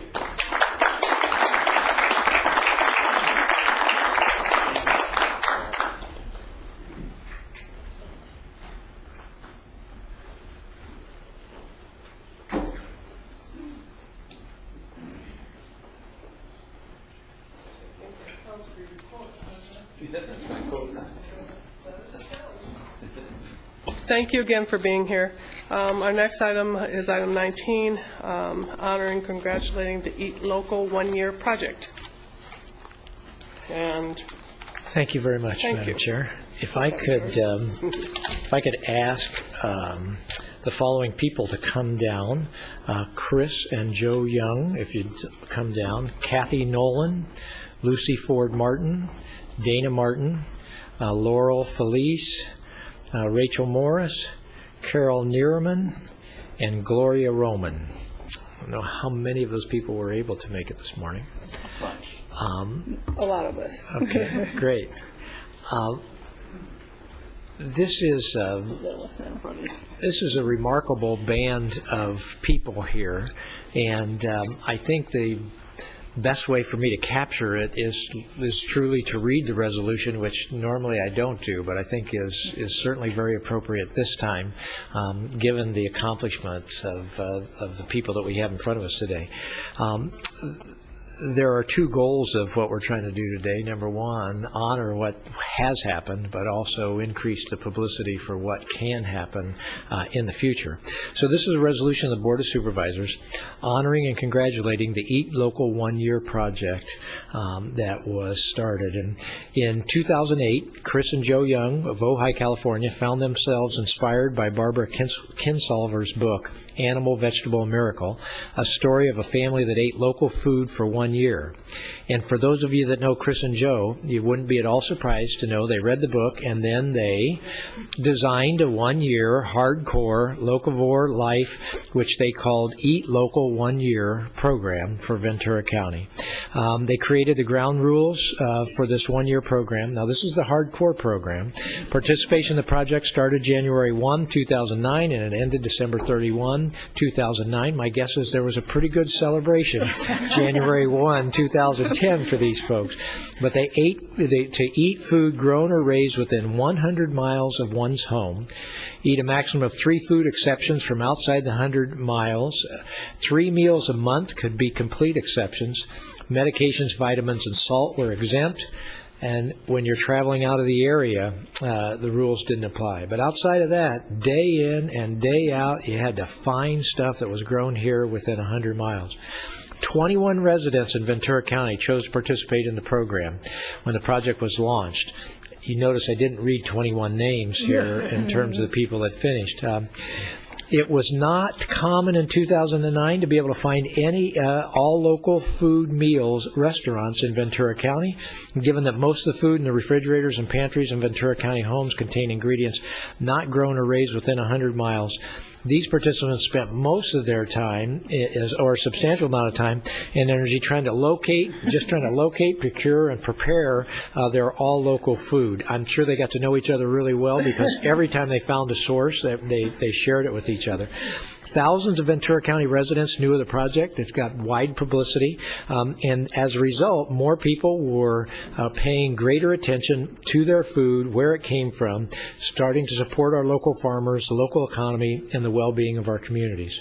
9 individuals, the ones who I just had called off, completed the entire year of local eating following the guidelines of the Eat Local 1-year program, and have inspired all of us. So first, the Ventura County Board of Supervisors takes great pleasure in honoring the Eat Local 1-year project and the individuals that are here, and I'll come down in just a second to present a resolution and certificate to them. But also, to point out that when I finish that, Chris is going to talk to us about the program for this year, and it is not as hardcore, and I would offer to you, everybody that's hearing this could easily sign up for this program, and so I would encourage people to do that. And finally, to try to tie the whole loop together, there is no question that if we spend more time eating locally, we help our local economy, we help our local businesses, we help keep agriculture viable in Ventura County because we add value to the food crops grown locally around here. And there happened to be in the Central Coast Farm and Ranch magazine, there is an article here on the Sidecar, and the Sidecar is one of those restaurants that really goes above and beyond in terms of trying to do that. So it's good for our economy, good for our long-term goal of keeping agriculture viable. It is certainly very good for decreasing our fossil fuel emissions because you're not transporting food as far. I suspect it's good for your health, but we'll let these people testify to that. It may or may not be good for your relationships, right? It depends on how successful you are at finding it. But with that, fact is, why don't we go the other way instead of disrupting this? Chris, why don't you tell us about the new program while we have everybody's attention, and then I'll come down and present the resolution and the certificates. And anybody else that would either like to talk about your experience last year or the new program, you're welcome to do that after Chris finishes, right? So let's turn it over to you, Chris. You can go on the other side. Thank you very much. It's an incredible pleasure to be here. We all really appreciate it.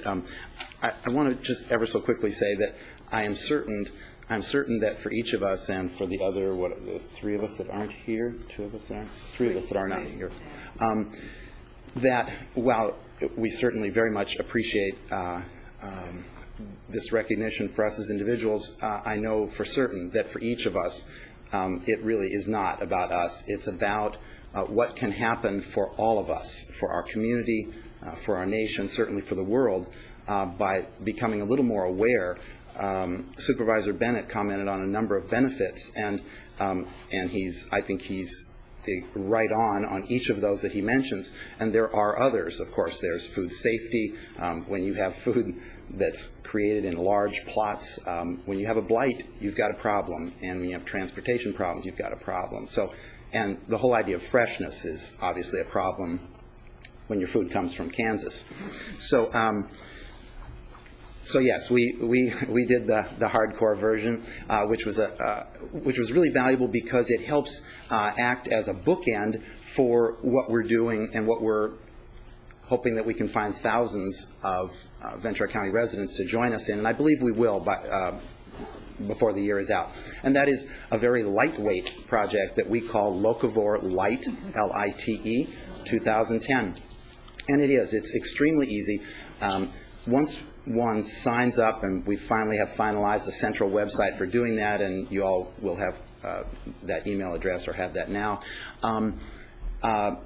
There are only three things to do, and they are incredibly simple. And what they are is, number one, is that a person would on one occasion at any time in 2010 stop for just a moment and give consideration to where their non-local food comes from. So most of us can check that off. That's done, or it could be done in a few minutes. The second one is to procure local food on 12 occasions during the year.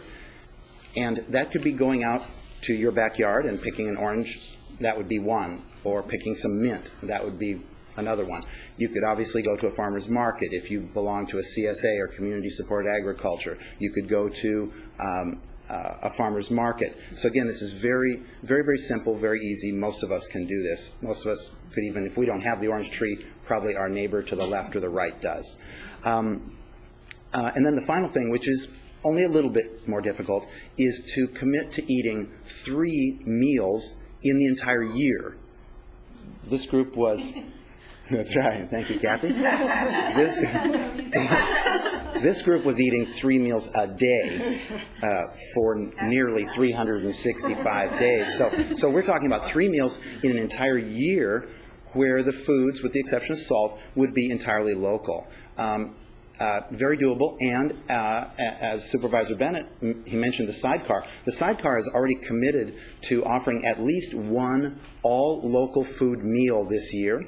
Main Course California in Ventura on Donlin has also offered the same thing.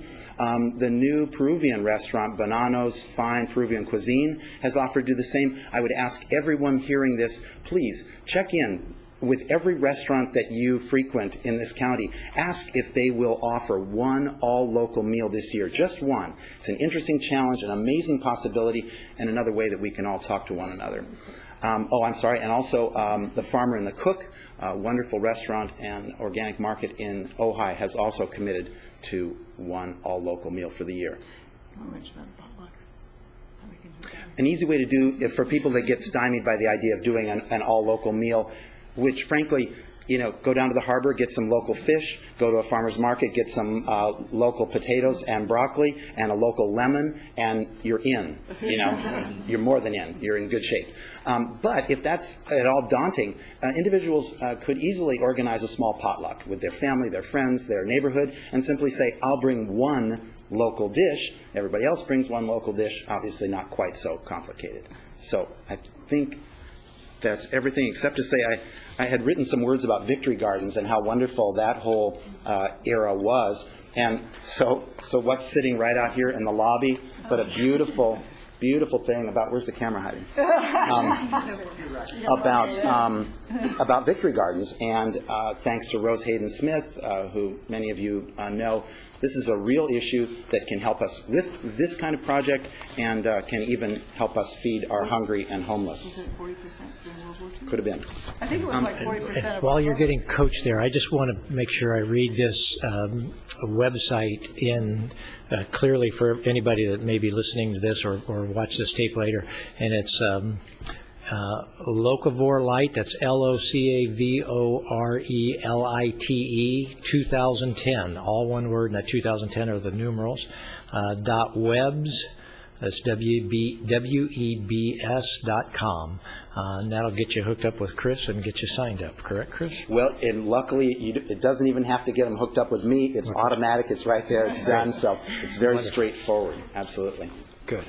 And part of what we've been doing with this new project is to now, since we're not asking for an arm and a leg like we would have been last year if we'd asked each of you to participate in that, we're looking for any and all leaders in our community to come forward if it makes sense to them and choose to participate and maybe even mention to someone else publicly that they are participating. We have 3 members, including the members of the City Council of Ventura, including the Mayor Fulton, and Brian Brennan, who I believe is here, and Christy Weir. We also have the Mayor of Ojai, who is participating. So I guess that's a little challenge thing. I'm done talking.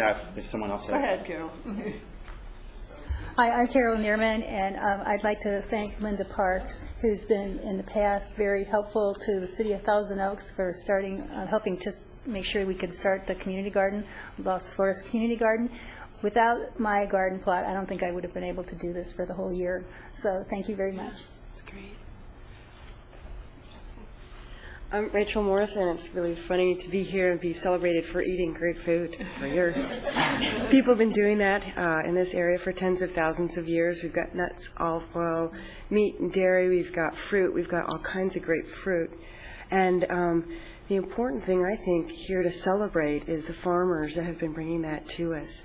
And so when we're eating, just to remember that they need to be reimbursed, and it's hailing right now and it's raining, and if you've got any farmer friends, they've been out there with stingingly cold, freezing fingers so we can celebrate eating their food. Hi, I'm Kathy Nolan, and I'm a new commissioner to the Planning Commission in Ojai, and I am doing Locavore Light in addition to last year's Eat Local 1 year. I also happen to be in the landscape and agricultural industry. I'm a licensed pest control advisor doing sustainable and IPM pest management, and I garden a lot. So everything that we're doing here dovetails into that, and I completely support Ventura County's agricultural community. And I also think this is an excellent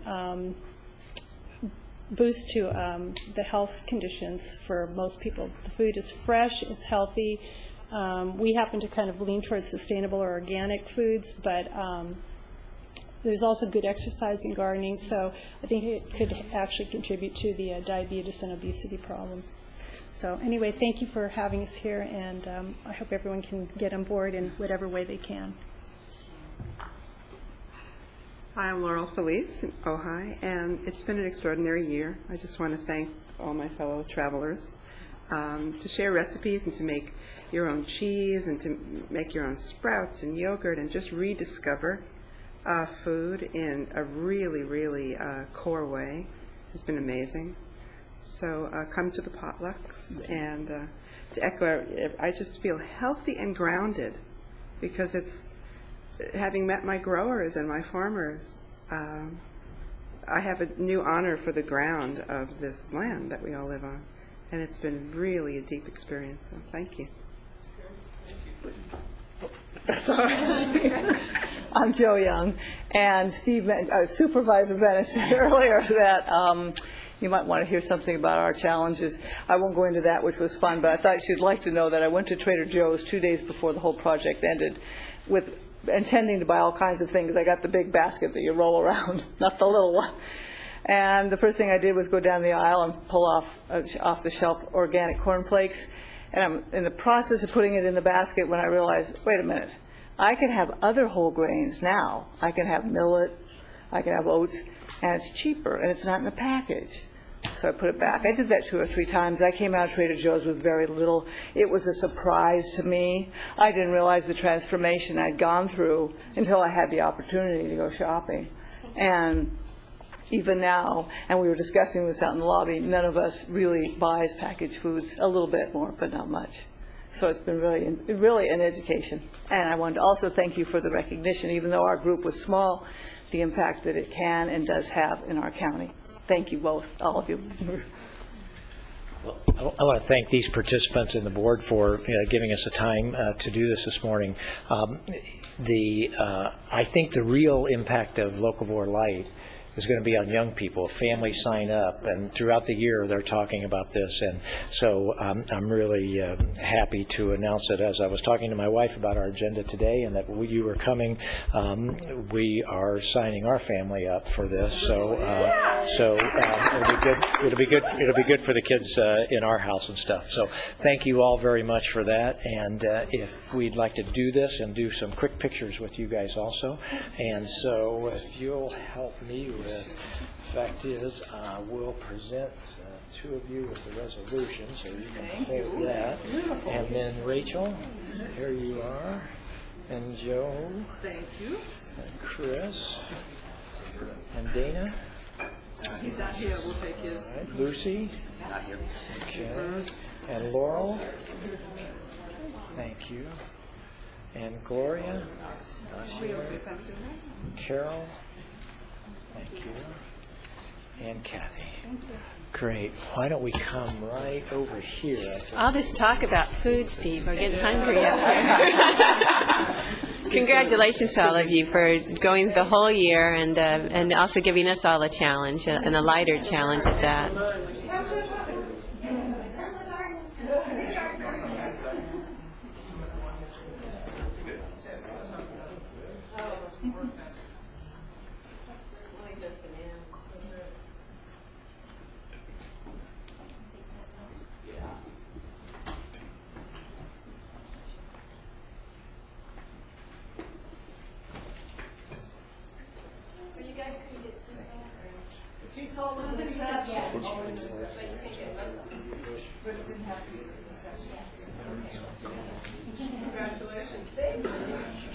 And thank you. Thank you all. Thank you. We'll look forward to signing up. I can do the reservation thing. Actually, I can do it all. Yeah. No. We do a garden, so.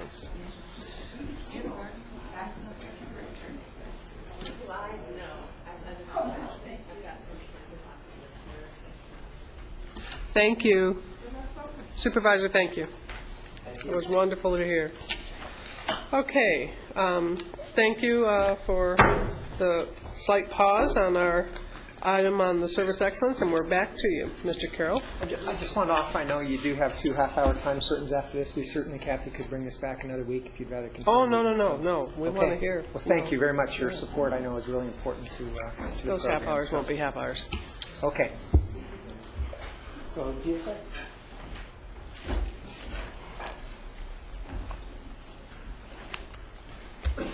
Madam Chair, members of the board, Ms. Robinson, Chris Ackelman with GSA Business Support. It's a pleasure to be able to share a process improvement in our warehouse division related to surplus. Just to give you an idea, we are a central receiving point for surplus throughout the county. Oh, yeah, okay. Just briefly, a prior state for us was that departments would come to a central location at our service building to view surplus and then pick out items that might be of use to them, and as a result there was limited surplus reuse. So to break out, a great first step with GSA was the introduction of an internet-based public surplus auction system where we are posting pictures of surplus and items to the web, which was of obvious encouragement to departments to begin making better use of surplus, and which is happening.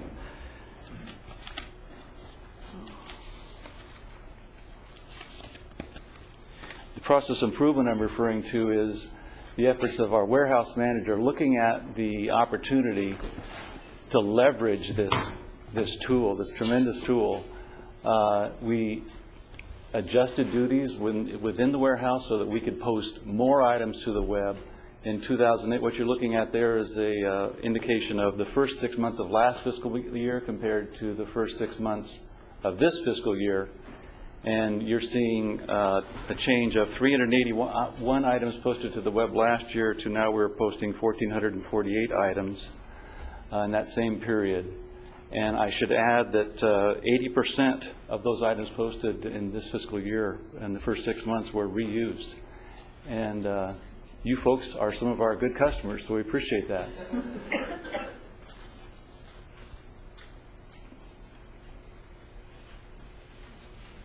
It's important to assign a value to this effort. Efforts of our Chris Lamone, our warehouse manager, this does have a tremendous impact. And just assigning some conservative values to this increase that he's created to some of our most popular items, the good old office chair, computer, and office cabinet, a soft value of $221,500. It's important to make that distinction. So we appreciate the opportunity to share that effort within our warehousing office, and would also point out that Chris Lamone was responsible for 4 other Just Do It's. This is just one of them. So we appreciate his efforts and appreciate the environment that our GSA and the CEO creates to offer these types of adjustments. Thank you. Great. Any questions? Yes. Yeah, just one. I mean, that is exactly what the taxpayers want us to do, right? I mean, they want us to work and work at trying to find ways to do the same thing and do it efficiently and stuff. So congratulations, right? That's great. And that's your soft value number, but certainly there was additional savings just in not having staff going to the warehouse or whomever in search of surplus. So absolutely. Good dollars. Yes. Thank you. Thank you. Continuing on with GSA. Good morning, Chair, members of the board, Ms. Robinson. My name is Greg Bergman of the General Services Agency. Today I wanted to quickly go over a process that contributes to the GSA goal to protect their environment through reduce, reuse, and recycle. I hit that button. Wrong one. On an annual basis, we would typically print about 85,000 invoices. That would be on single page and not duplex due to how we had to distribute those. And those would then be distributed to about 80 different locations via business support services in Chris's shop. So we would send one copy to each department. That was the prior state. The current state, well, let me step back. That equates to about 323 pounds of carbon dioxide equivalent. So that's 85,000 pieces of paper. That process was discontinued at the end of September. In the current state, we are now distributing invoices via the intranet, where users must go in and log in and create a user account.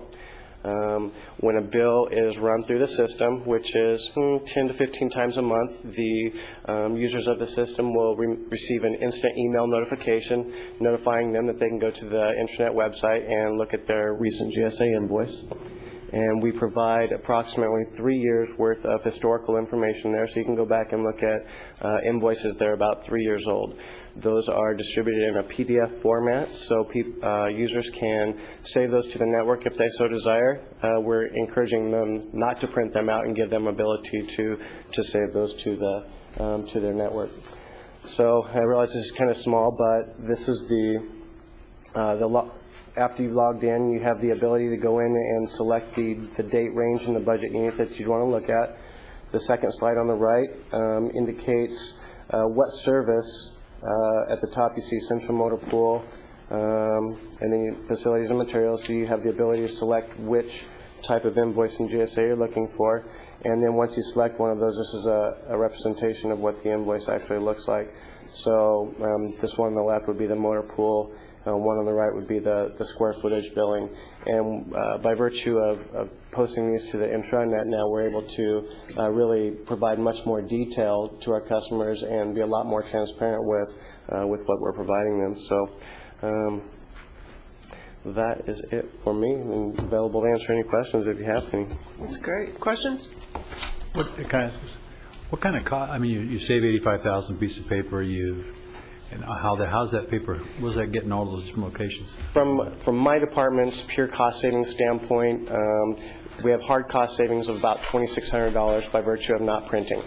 That's just the paper cost? That's just the straight paper cost via the Canon copier program, 3 cents a page. We have soft savings of about $3,600 from the employees having to print, to sort, to put into the brown mail, send over to business support services, and then have that be distributed. So we're gaining about 6 hours a month of staff time that can be spent in other areas and help to make our department more productive. And how much of those invoices were being filed at somebody else's location? That's a great question. How many additional copies were being made, sent to managers and various individuals within those departments? Those kind of things, I have no idea how to begin quantifying those costs, but I'm sure it was taking place. Yeah, great. Thank you. Great, thank you. And then we have Forensic Sciences. Madam Chair, Right. Mrs. Robinson, members of the board. My name is Renee Atman, and I represent Sheriff's Department Forensic Services Bureau. I would like to share with you our Madam experience. Chair, would you mind asking the speaker to pull those two together? I'm having trouble. Yeah, so okay. we might be able to hear you better. Thank you. I'm sorry, is that better right now?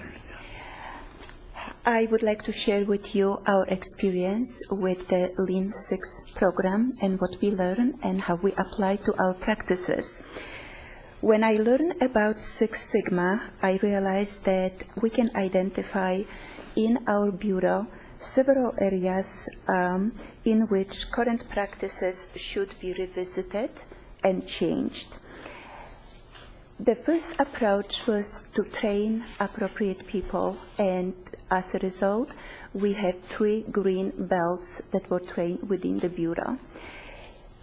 We designed an inventory control Kaizen. The team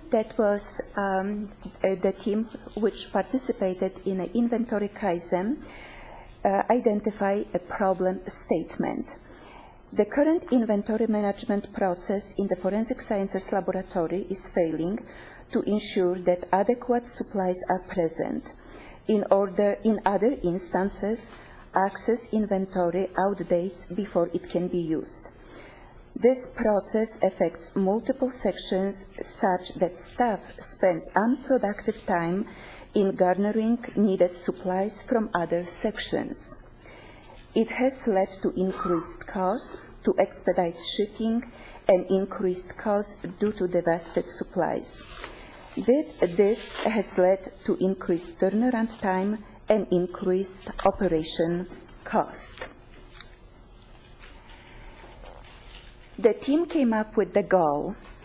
The goal of this project is to develop an inventory management process that tracks inventory from time of projected need through consumption. Number one, to eliminate rush orders for routine reagents and consumables. And number two, not purchase reagents that outdate before their use. Team members participated in this project were forensic scientists, property room staff, and crime scene investigation technicians. The implementation of this process started as soon as team got together and came up with the action and approach, what would be the fastest way to implement this project. We decided that it will be to do centralized inventory. As a result, we designed the Excel spreadsheet and electronic inventorying and approval. And we applied 5S to this step. 5S means sort, straighten, shine, standardized, and sustain. It doesn't look very impressive, but it is a good area storage. It was cluttered. It wasn't organized. That's even worse. This is what happened after the team started working together. They cleaned this area, and they standardized, and they prepared for the new supplies incoming to the laboratory. This is our team participating in Kaizen. This is preparation for standardized storage. And as a result of this project was really unexpected. By eliminating rush orders since the implementation in October and declining in shipping cost, within few months we were able to save $1,000 a month by changing the system. So from $1,943 per month, we dropped our spendings to $947. I thought it was significant, and I was very proud of this small achievement. We are in a process of organizing another Kaizen, but right now, this is what our team is proud to achieve.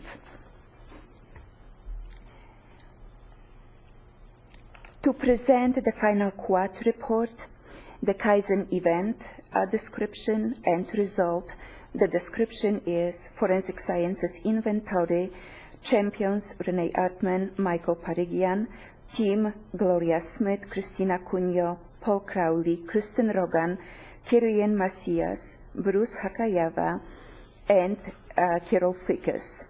The green belts, Janet Anderson Sequest and Dea Bain. The expected outcome, inventory management process that tracks inventory from time and projected need through consumption. The control plan is completed. We designed a new SOP that right now it's in place. The program will sustain. The benefits we got in a very first process, eliminating from 14 steps to 4 steps, and the staff involved in this process from 9 members of the laboratory to only 3 members of the laboratory. We learned some lessons that interactive data, that it's really worth it to take a second look at your practices that you have in any area of your operation. We did learn that interactive database for inventory and ordering works for everyone. it does not need to be kept only by one person who is responsible for this task, for the supply, for the ordering. And also we learn that sometimes you can skip many steps to get job done. And this is our team. Congratulations. Thank you. Great. Any questions? Thank you. Appreciate the update. Thank you. And the work. That's all we have for you. And I think you can see, you saw some examples of culture in animal reg, the portfolio, how important they are, and evidence that we have task plan and process improvements plan, and that's what we're pursuing. And then you've seen all the way to a internationally recognized crime laboratory who saw a lot of value in the process. And that was the sheriff's first event. So we think we have the culture, we think we have the sustainability, and we'll see you in 6 months unless there's any questions. Mrs. Robinson. Marty has a question. Go ahead. I just wanted to know, how do you keep track of progress on portfolios? How do we know that progress is occurring? We've talked in the Service Excellence Council about actually now asking the agencies and departments to submit them on an annual basis. So as we get those, then as events are, all the belts know as events are completed to send the results, the quad charts into Elaine, who puts them in a database. So we'll be able to tie them together, and that's how we pick the events we'll bring here and share with you in the future. But we do have that feedback mechanism from the belts themselves. They all know to see Elaine and send the results for the events. So they'll be posted then on the line? Yes, online. they will. Okay. There's a question, Supervisor? Madam Chair, I am really impressed here with the third paragraph under discussion that talks about the Service Excellence Office reported 130 processes improvements, resulting in $2.3 million improvement in value, and over 1,000 employees participated in the training. I think that's very significant, that. Are those actual dollars that Yes, so as Elaine described, they're a combination of hard dollars, redeployment of resources, and actual budgetary cost savings as well. And I think that's very, very significant. So that third paragraph, I think, is 11 agencies participated in the planning session. So I think that's extremely important, and I'd like to commend all the participants for the savings and trying to come out with a much better operation for the county. So I want to thank you for that. Thank you. Good work. Any others? Yeah. I appreciate what everybody's doing. I know that getting it going is the big thing, and building a culture takes time. But I would think that with this kind of savings, that we're going to talk about hard dollar costs. You talk about somebody talking about half a day here or half a day here for a person, or all the other things, not all the shipping costs. I mean, there's just a lot going on that's going to make the job a lot more effective and efficient. I think, going back to what Supervisor Ben said, the taxpayers, this is what they expect out of the people they pay. They want to see effective, efficient. We know there's some government that has to be done, effective, efficient use of that. But I look forward to when you come back 6 months and a year from now of how much better this whole culture is going to be here, and the savings that we're going to be able to find, and just making the jobs simpler, and 85,000 pieces of paper here and there, and I mean, just those kind of things are going to be great. There's a lot of unintended consequences or benefits too, and I'll just share with you this HR study we're doing right now. There was a real challenge to collect data for that. Well, we had a cadre of over 20 green belts who volunteered to actually go out and meet with the departments in standardized format based on their training to collect the actual data. So you have a capability here, a whole research arm, I guess is the way I would like to think, that we didn't have that capability here. And so that was a nice benefit that we didn't have to go out and hire consultants or analysts, outside folks to do that. So that's an example of an unintended benefit. Supervisor Bennett? Great work, and go forth and multiply. I mean, that's really what we need to have happen. Thank you. Good work, Supervisor. Well, we also have the benefit, obviously, as Supervisor Foy mentioned, of the reducing taxpayer waste in terms of making it less costly to run these programs and services. But you also, you're using less resources, wasting less resources, and we're able to also provide better service in the long run by streamlining our processes, by making them faster, and for example, not having customers having to come back to get their second dog license, and those kind of things. When it can translate into better services to the public, I think that really means a lot. Thank you. Okay. All right. Thank you. Thank you for your time. Appreciate all the work and encourage the entire county family to participate there. This is a receive and file action. We have a motion to receive and file. Is there a second? There's a second. Please vote. Good work. Thank you. Okay, we have completed the 10:30, so we move to our item 20, 11 o'clock time certain. This is a report on the California statewide local streets and roads needs assessment, the great needs assessment, the dire needs assessment. Ms. Robinson. My name is Butch Britt, Director of Transportation. I have the honor this morning to introduce my successor, Dave Fleisch. I think some of you already know Dave. He was with the Navy base out here at Hueneme as an active duty Navy captain. He's since retired, and we were fortunate enough to be able to convince him to come to work for us. He was one of Mr. Pratt's coups, and so I'm very glad to have him here with us today. Should we congratulate him, or should we give him our sympathy? Thank you for coming. Wait till he's going to his first MAC meeting, I think. Do you also have to be part of the Navy to get this job? Is that what it is, too? It doesn't hurt. This is a report that was put together on a statewide basis by a number of different activities. CSAC was very instrumental, the County Engineers Association, the League of California Cities, and if you know the kind of competition between cities and counties, it's somewhat unusual to have us put together something like this as a joint effort, and it was. It was pretty much orchestrated by the City of Los Angeles, who took the lead in contracting for the study and also put a substantial amount of money in it, as well as the regional transportation authorities and the rural county caucus. So it was quite a conglomeration of people that put this together. Studies about the condition of our streets and what would it cost to maintain them, and what are our traffic safety needs, and then, is there really a dollar shortfall? Because some people honestly don't believe there is. The main importance of the study, from my perspective, is it gave us a chance to talk apples to apples and oranges to oranges. We weren't talking about where we used to be when we get together at these conferences, we talk on the phone.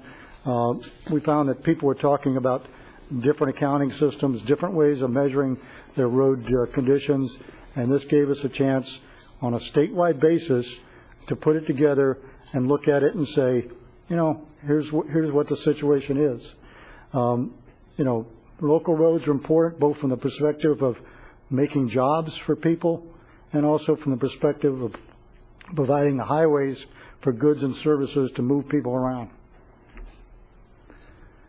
Our local roads are important. You hear about the state highways, but the local roads comprise almost 80% of the county of the state's road system, almost 80%. And when it comes right down to it, the state gets 2/3 of the funding. So sometimes there's a little bit of competition or hard feeling between the local government and the state when it comes to funding, particularly when, as they have done for the last couple of years, they keep holding our money. And it's not just pavement, it's roads, bridges, drainage facilities, et cetera, et cetera. A lot of things that a lot of times people don't see, but they're all very important to the transportation system. We use in managing pavement what's called a pavement condition index. I know you've seen this before because I brought it to you last May, but this is a composite index that was put together as part of the CSAC report, and they go on a scale of 100 to 0. They consider the range between 70 and 50 at risk, and I'll explain that further. Statewide average, the PCI, pavement condition index, is 68. Not too bad. Some cracking, sealed, fairly level ride, fairly decent surface. The county average, our average is about 61. Again, this is getting to the point where, yes, we need to overlay this road, assuming we can find the money. But again, it's fairly well maintained. You see the edge striping, the center line striping, the raised pavement markings. The condition of the pavement, while not optimum, is not that bad for cars. So why is 68 critical? you're at the precipice of the cliff. Beyond 68, you start going down pretty quickly. You remember from your high school arithmetic and algebra, this kind of curve goes down, starts steepening pretty quick, and it starts costing you a lot of money for each incremental decrease in the pavement condition index. Statewide, almost 67% of the state is at risk currently, according to the report and the surveys, that almost 67% have a PCI less than 80. The green counties, if you look at them individually, these are the counties that have a lot of development, fairly new streets. There are also counties that also, in addition to a lot of development money, also generally have a local sales tax for transportation. And we'll talk a little bit more about that as we go on. We're down in the at-risk county. Our system in Ventura County, the county system is 550 miles. 61% of that system is not eligible for federal aid. As you know, we've got a lot of money recently for what they call the federal stimulus money, ARRA. We couldn't use that money on almost 2/3 of our road system because it's not eligible for federal aid. That's been a kind of one of my gripes since I've been here, and hopefully we'll continue to work to try to make that a little bit easier in the future. In the state of California, there's a number of different fund sources, what they call the HUDA, and that's not a cheer, a state gas tax. Prop 42 is also known as part of Prop 1A, and it goes by another number of other appellations. That's the state sales tax on gasoline, or the portion of it. As you know, the state is currently considering doing away with that because of some setbacks they had with the courts over the use of Prop 1A money.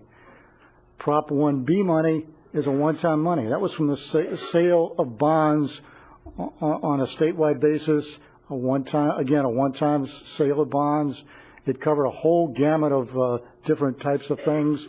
Again, statewide, it was very helpful in trying to take care of some of our transportation needs. The federal ARRA money was also very helpful. I learned you never turn away good things with, it's better than a poke of an eye with a sharp stick, but it's one-time money. If you kind of get used to it, and then the next year you don't get it, you start wondering, well, gee, why don't they give me more ARRA money?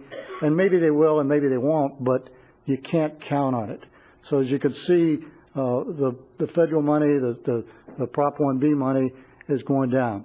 Some counties have been very aggressive in getting local money, such as assessment districts, development funding, and state sales tax.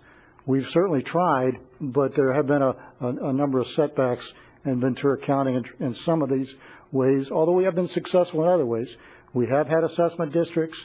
We have had some, we were able to fund the construction of Lewis Road with working with VCTC to sell bonds. So we have had some successes, but not as much as some of the other counties. How do I do this? Whoop, I went too far. I think it's time to retire. Anyhow, at the county level, and I'm talking Ventura County, again, you can see the impact of these one-time funds, ARRA and the Prop 1B funding. But if you start looking at fiscal year 11 and beyond, we're back to 80% of our operational funding is going to be state gas tax, either Prop 42 or what is traditionally called the state gas tax. The tax you pay when you go buy your gallon of gasoline, you pay 18 cents a gallon, and a portion of that comes to the counties and the cities. Our local funds includes the one-time funding for Lewis Road that I mentioned earlier, the Prop 1B, and the ARRA funding. They're one-time events. They're likely not, they're not going to continue. Excuse me, Butch. So, could you, when you show the local going from 24% in 08-09 to 13.8%. Right, that was the ARA funding, the one-time ARA funding. So the ARA funding is reflected in the 08-09 and in the 10? Yes, sir. Right, okay, thank you. So the 11 that you have there is sort of similar to the funding ratio that we had before ERA funding? Yes, sir.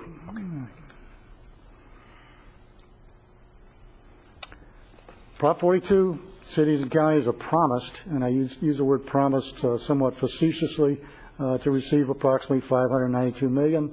The county should receive about $4.8 million out of the Proposition 42 funds. Out of our normal state gas tax, we're supposed to receive about 11.5. As of toward the end of December, and I haven't gotten a later figure, we had only received about $3 million out of that total. We're owed it. It's in our books as receivable, but you know, I like to see the money. I don't like these IOUs too much. Together, these two sources represent about 80% of our annual road fund income. You know, it doesn't take a genius. All you got to do is read the paper. Our governor's trying to go to Washington and get more federal funds. He's not having a lot of success. I understand he's starting to make people watch his old movies if they don't start giving him some money. But, you know, I don't expect a whole lot of relief other than paying us back the money that's owed us eventually out of these two sources. And we've seen a lot, and I know you've seen them through the SEAC newsletters and things of that nature.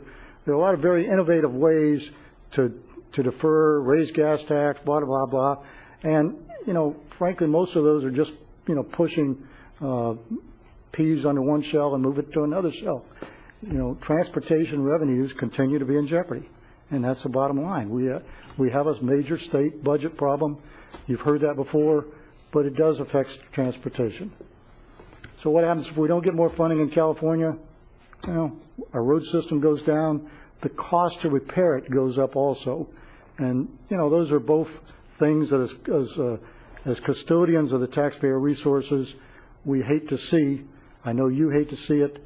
Within Ventura County, we think it's going to be a little bit worse because we're starting at a little lower point, and our roads are in the rural area are a little bit tougher to maintain, particularly when you get in some of those canyons and some of the non-urbanized areas. Madam Chair, Butch, if looking at that risk there, if we're at 50 in the index, is that 50 right?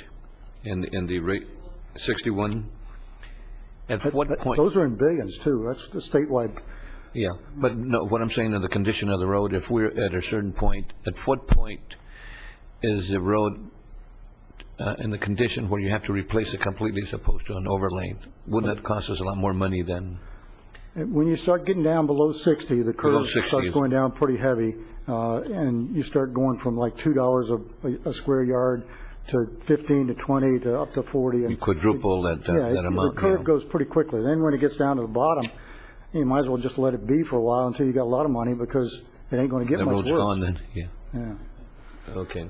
And then again, at Ventura County, it's going to be a little bit worse, basically because we're starting lower and our roads are generally older and also the rain's not going to help any, right? The rain doesn't help any, but all counties get rain. So this is what happens, sir, to answer your question. You know, that's what you're looking at in some areas if we don't get more funding. We're going to do our best to prevent this. We're going to be as innovative as we can. But in the transportation business, without dollars, there ain't a whole lot you can do. The 10-year shortfall statewide, $71 billion, and that's billion. A good portion has payments, and that's not building new roads, widening roads, or building new transportation facilities. That's just trying to maintain what we have. That's just plain maintenance and repair. Somebody at the state level figured out that to come up with that amount would be about 50 cents per driver per day. I didn't see that calculation, but it sounds about right, considering the current costs. A gallonage tax on gasoline, however, if I can leave you with one message, is not the right way to fund our transportation needs in the future. I know that's what the state is talking about doing now, just increase the tax per gallon, and as a result of that, we'll decrease the cost of the pump by 5 cents.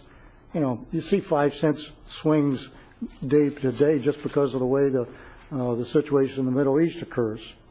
So I really don't think that's a good sell. We've got a backlog in the county of about 78 million to achieve an average of county PCI of 84, and that's what we set as a goal. We know we don't have the money to get there. For the past 3 years, we've had some very significant one-time monies. We've been able to put about 16 million in it, and we've really improved the condition of our road system. Some of the roads really show it, some don't because we haven't been able to get to them, but we've really done a major job.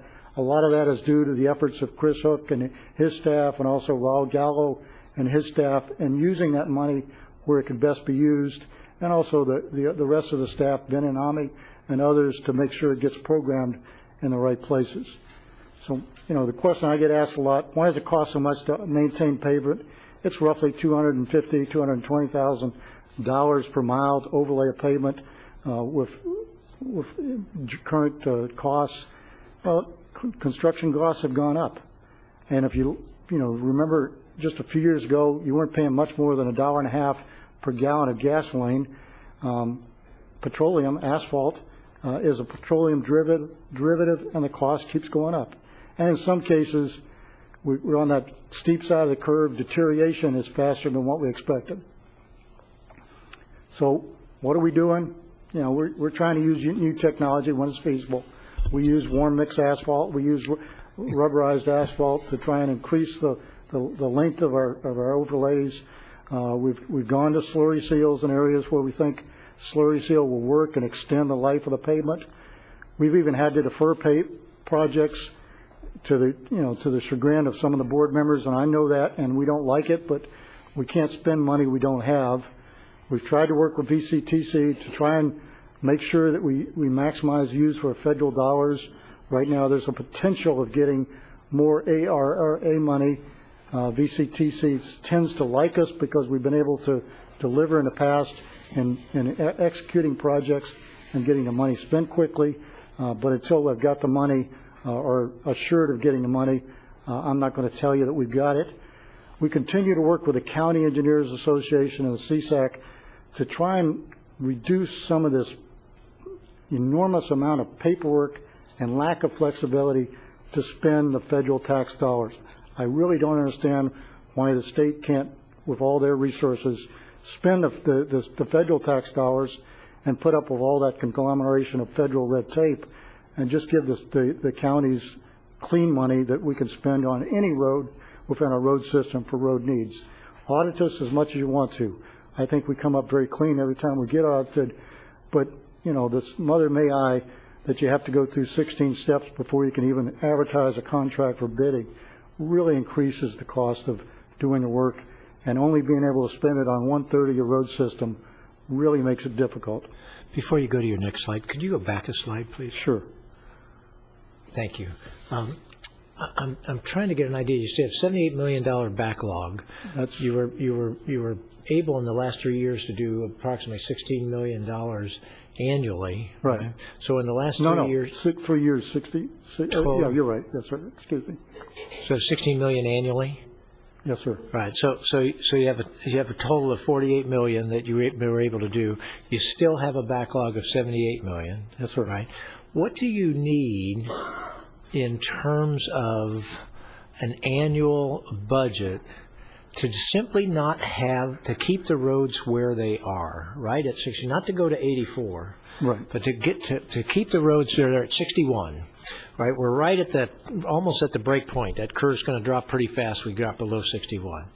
What do we need in terms of an annual budget to stay at 61? I would have to somewhat guess on that because, but we did do some figures a while back. We felt we'd need about $15 million more than what we have now, which is about $15 million in operating funds. Annually? To keep it at where we are, probably around somewhere between the $15 and $10 million level, and that's per year. Between more. 10 and 15 million more dollars? That's correct. That's over the. That's just to hold it where we are. That's over. 15 would get us to the level of 80. Somewhere in range of 80 if we were able to sustain it. The problem with some of this money is it's one-time money, so you get your road system up, so you go out and you measure your overall road in, but then the next year you're not spending anything, or very minimal amount, and the next year less. So when you start averaging it, pretty soon you're back up to the multi-decades in terms of pavement overlay. So when you say 10 million might hold you at 61.15 and get you up there. That's a speculative. I know, I realize it's all just really rough. So but I'm just trying to figure it. 10 million over, what is it that you're projecting to have for next year? 10 million more than what you're projecting to have? My operating fund is around 16 to 17 million a year. That's the operating fund. Right.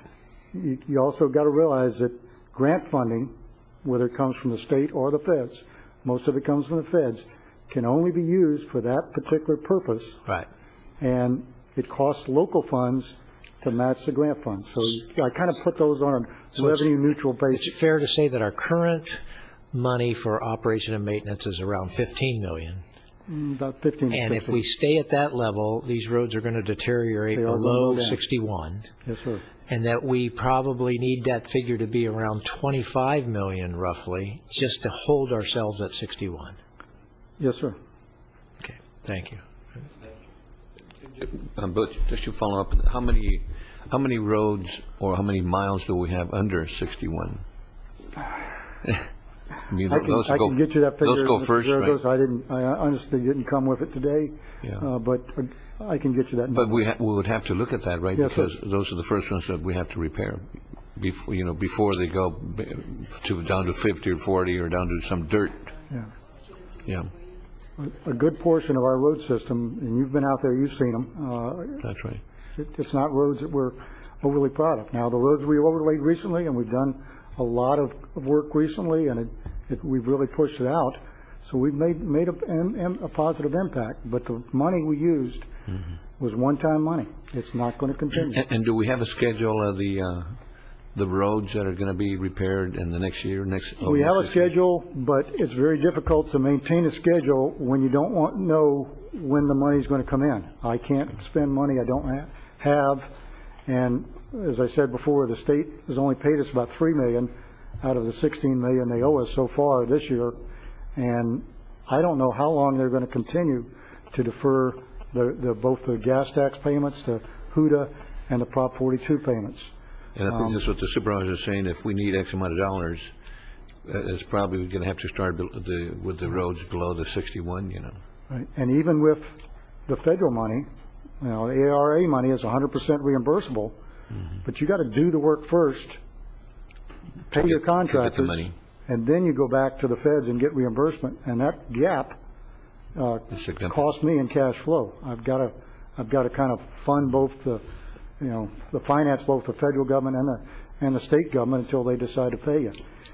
It's very difficult. I can put together plans, and we do. My staff works very hard to measure the condition of roads and put together plans and publish it on the internet so people can see it. But we've gotten to the point where we don't even publish it when we can't tell when the money's going to come in, because it's kind of false premises out there. Yeah. Mr. Britt? Yes, sir. Could you tell us again why you're retiring? Because I'm getting old, Mr. Bennett, and cranky, and and it's just getting harder. These are challenges that'll drive anybody to drink. Right. So if we had more money, we'd spend it on roads. I mean, I'm easy. We'd spend it on bridge maintenance, and we didn't even talk about bridge maintenance and improvements, but we do have requirements on our bridges, drainage system improvements, and maybe we get down to other road improvements and bikeway pedestrian improvements. There are grant funds for some of those, and we try to do what we can, but, and again, there's not a lot of money for those areas. To summarize, I know I've probably taken more time than I should have. The data collection on this report and this effort, I really don't want to minimize this. As a group, we were able to get 93% of the cities and the counties to report. Those that didn't report were very small cities that really didn't have a good data system. The statewide average is 68, which isn't really that bad today, but it is going to drop. Gas is about $3 a gallon, maybe a little bit less in some places today. But again, gas could go to $50 a gallon, and if we don't change the formula by which we fund transportation, you're still going to get 18 cents per gallon in state gas taxes. Yeah, you can increase the state gas tax, but you need to have for the future, some type of inflation indicator, inflation adjuster in the way that you fund transportation, because the things I have to pay for are going to increase due to inflation. If I could, I'm reading this, the county system 61 drops to 40 in only 8 years. Yes, if sir. we stay at the current $15 million funding level? Yes, sir. And the costs continue to go up, and those are the projections. And again, we're projecting, and we're like anybody else when we project. So, we could be wrong, but we think we're in pretty good. Our estimates they're conservative, but they are pretty based on the current formulas for projecting. We need to improve the stability of annual funding. You cannot operate, and this is a small company. We have 120 people. We maintain 550 miles of roadway, a numerous amount of bridges. You can't operate when you don't know when you're actually going to receive your receivables. And if you're sitting there waiting for the check from the state, and they keep saying it's going to come, at some point we're going to be broke. And so we're going to have to be looking at other ways to fund transportation locally. We've got a couple things that I'll pass on to Dave. I think we're in good shape for this year. I'm talking about the next 3 months. And for next year, we will survive.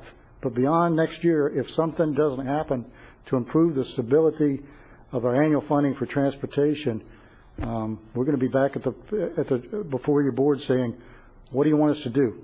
What do you want us to cut out? Or do you want to, fund transportation out of the general fund until the state money starts to arrive? We can't keep funding it forever. And that's it. Appreciate your time, your attention. This was a state report, a statewide report. I really have to commend the people. We were involved in it. Our people provide the data for the Ventura County.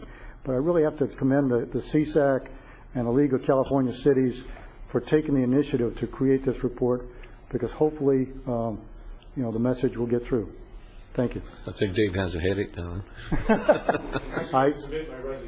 No, that was not allowed. And I think you've got an excellent young man there to carry on, and I think you're in good hands. Butch, I'd like to ask if we might be able to put that PowerPoint up on the website. We can do that, yes, ma'am. We could do a link, and we can link from our county board office websites to this Roads in Crisis report. Well, as you know, this PowerPoint was prepared by CSAC, and we just modify it for Ventura County. We can put it on the county website, and Deanne Baker has been asking us as soon as we make the presentation to let her know and send her a copy great. also. The one of the things, and because we call you, that we get from constituents is, why can't you fix my road? Why can't you pave my road? Why? Because the cities do it. Of course, there's less and less of that being heard, too, because the cities are starting to feel some of the same impacts, but not to the degree we are, and obviously counties are statewide. So Right. the more public education you can do, the better.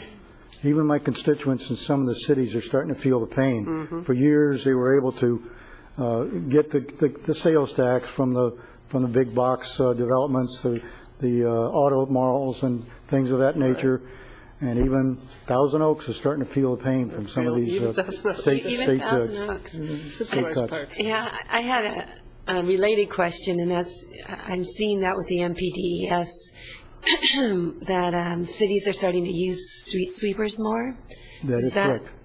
What is the county looking at that also? Well, we're looking at increased costs to comply with NPDES, and we will comply with it, but the cost whatever it costs us to comply with NPDES will detract from the overall funding available, but we will comply with NPDES. So do you anticipate that we may end up having to have more street sweeping?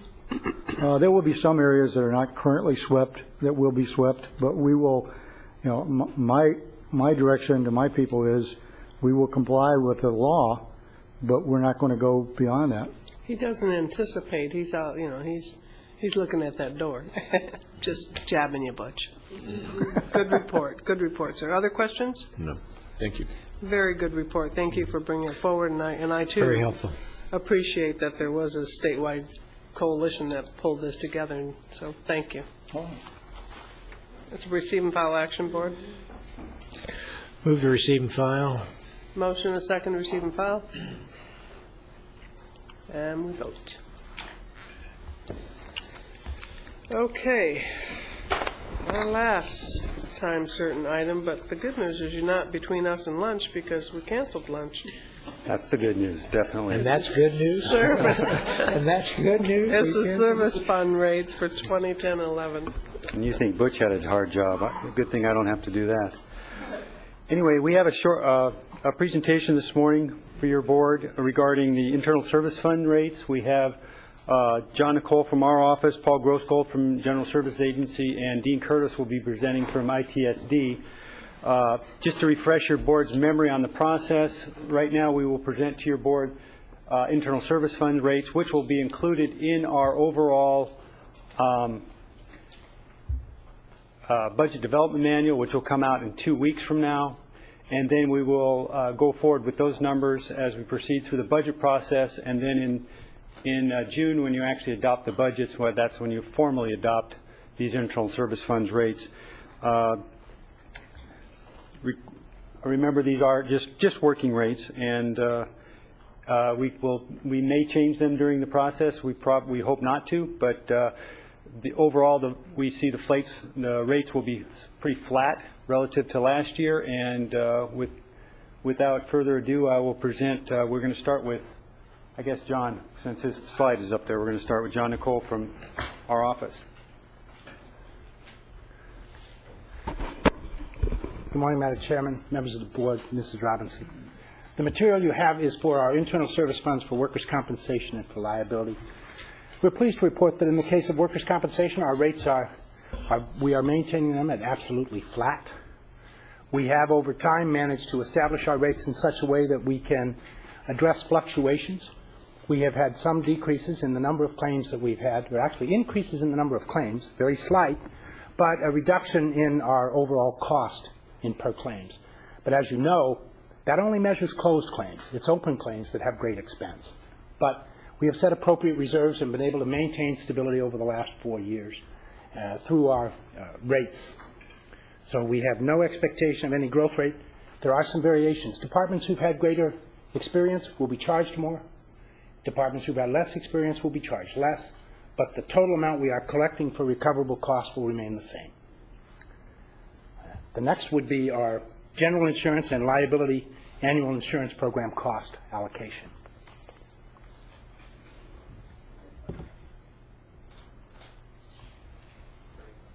Didn't work. Okay, there we go. We are in the same position here. We started in 2004 establishing rate stability methodologies for both liability and workers' compensation. And in this year, we are maintaining the same set of recoverable costs while we have had an actual decrease in the number of claims with regards to liability over the last year.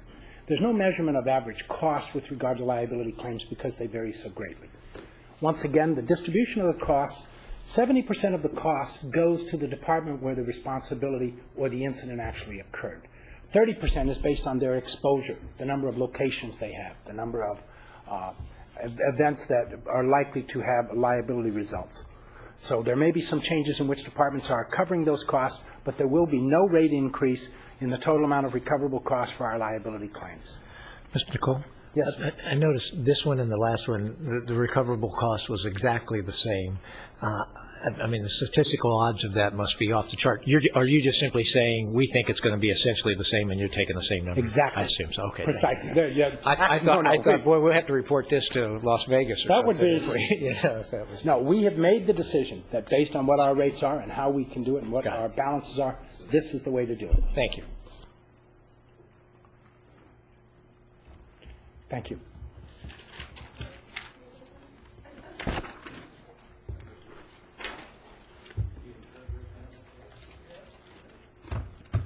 Okay, any questions?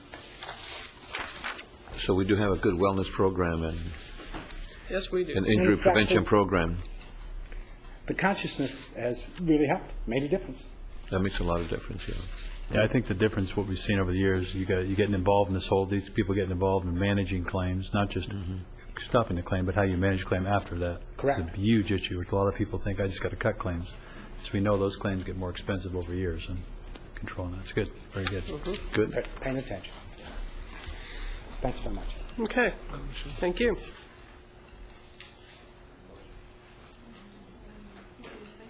No. We have more presentations. Okay, who's next? Whoever slide goes up next, that's how they figure out who's up next. Okay, who's next? I think I'm next. Okay. Madam Chair, members of the board, Ms. GSA, Robinson. there you are. All right. Paul Grossgold, Director of the General Services Agency, here to talk to you about our GSA rates. Having heard the earlier discussions about strategic plans and not wanting to be outdone, I thought we would put our brand-new vision statement on the opening slide just because it, especially those bolded areas, talk about the areas of focus for us over the years ahead. And since it's new, I wanted to show it to you. A couple of past years shout-outs. We are now making electricity at our with our solar projects. We're going to have the ribbon cutting very soon. Only today, I think they're more roof umbrellas than they are solar panels. But I also wanted to show that the projects, the energy reduction projects, are really having an effect and filtering down to our rates. You can see from a roll-up of the 14 projects we did last year. You heard this morning about our surplus and our online invoicing. We've also fielded a parks reservation system that is taking our people off the phones and providing much better customer service for our people who are trying to navigate our parks system and make reservations, etc. And the KOA campground lease, we don't know what revenues we will be getting from that, but the assumption is that we will be getting increased revenue from that, and also having a much better service there at Steckel Park with the campground. I'll start with our square footage rates because they are the largest component of our ISF rates. You can see the 5 components of the square footage rate, and I'll touch on these very briefly. Before I do, though, I just wanted to acknowledge the very hard work of our fiscal department, Greg Bergman and his gang downstairs, and they're going in. Intent was to keep our rates as absolutely low as possible and flat from year to year. I think we've accomplished that, as we will show in the next few slides. We'll start with maintenance, the largest component of our square footage rate. And as you can see, we're basically flat in our budget. And the chart to the right shows you the rate. And obviously the rate and the budget are related. They're not exactly the same things.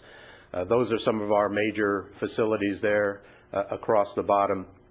But as you can see, our budgeted amount for next year is flat and actually a little under for maintenance. On utilities, and this is where we think actually we know that our energy projects are having an impact. We're actually showing a 4% or projecting a 4% decrease in our budget for next year. And again, the rates are shown on the right side. With respect to housekeeping, once again, we're essentially flat on our housekeeping rate and budget. For grounds, we're showing actually a 2%, we're projecting a 2% decrease. Part of this is we have come down one facility in Oxnard there, the 9th Street facility, so that is probably reflected in that number. I'm sorry, I don't understand that reading this graph. You're saying we're going to be able to reduce grounds? Grounds, yes. Our projected grounds budget is 1.9% less than our last year's budget. Yet I see them going up at HOA. That's once again what you're seeing on the slide are rates. Now sometimes rates can go up even as costs go down because it's they're not the same. They're related but not the same. Because of square footage. Yes. Got it. Thank you. Special services, the biggest portion of that, of course, is security. This is a little bit misleading. That 4.36% increase at the bottom is really an accounting number. If you look the third bullet down where it says actually no, it was fifth bullet down, security alarms and cameras. The maintenance for that was previously captured under the maintenance element. It's now more appropriately captured under special services. So this year we show that increase, but there was a commensurate decrease on the maintenance side, so it's a wash. And as I pointed out, this is our total square footage charges and rates, and as you can see, we're flat and even a little bit below in our projections for next year. We continue to benchmark our facilities with comparable commercial leases, and we're still doing pretty well with respect to our neighboring leases. Fleet services, the 4.94% decrease in our fleet services budget, again, that's a little bit misleading. We're essentially flat, and the reason we're in the transition period right now, transitioning to a different methodology in the way we depreciate our vehicles, so that will normalize in the years ahead. So we're essentially. I thought that was because we weren't driving those Toyotas anymore. We've parked our Toyotas. Actually, we've told people what to do if they have a problem, which is put it in neutral.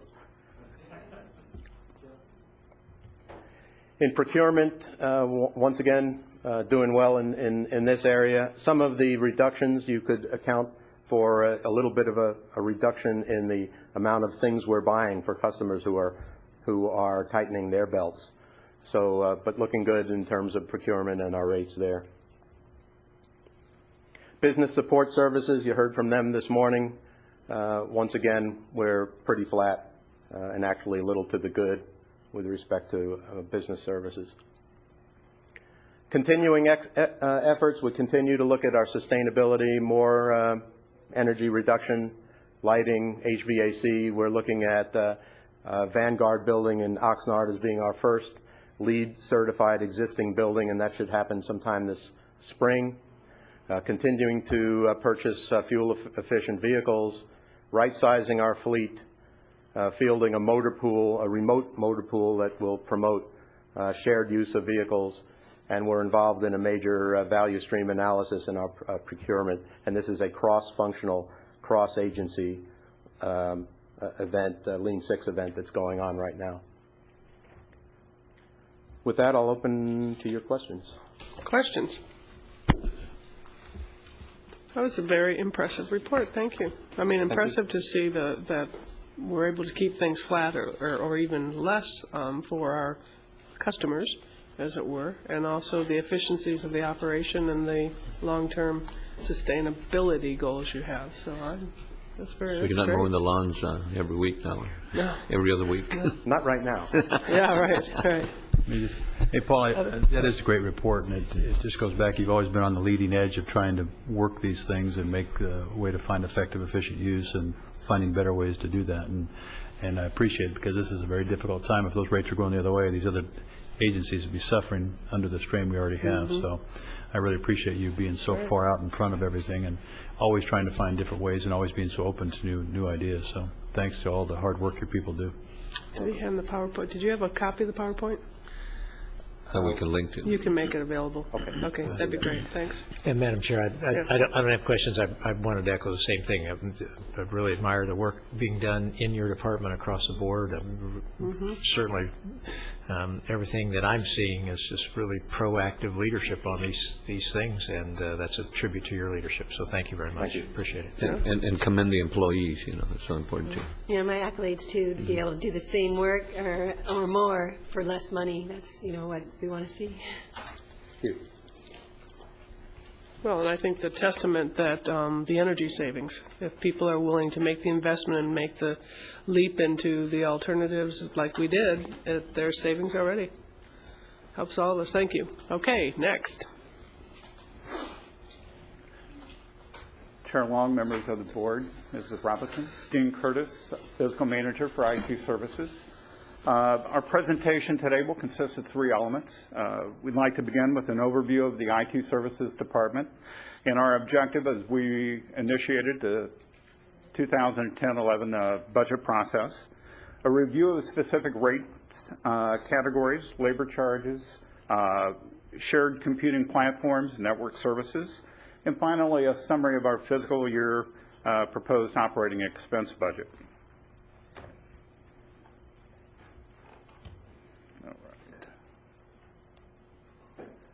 With that, I'd like to begin with the mission of IT Services, which is to provide reliable, responsible, cost-effective, and relevant technology services and counsel.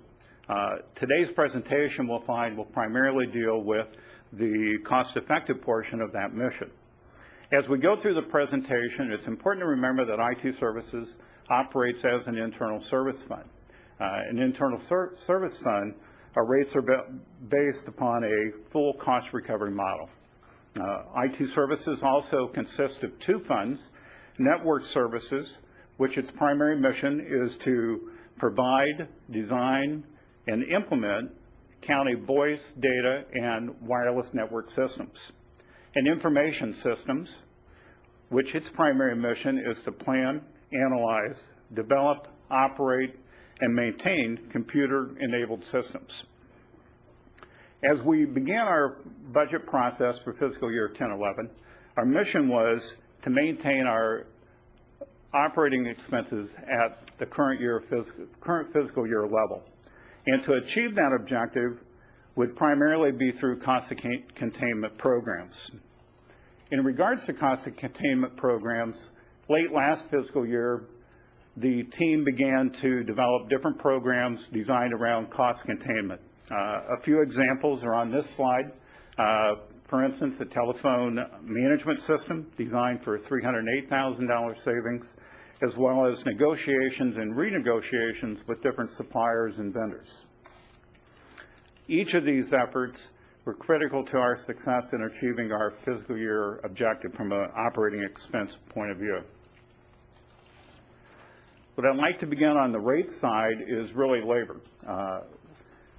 Labor is either embedded in as a time and material, which represents 30% of our operating expenses.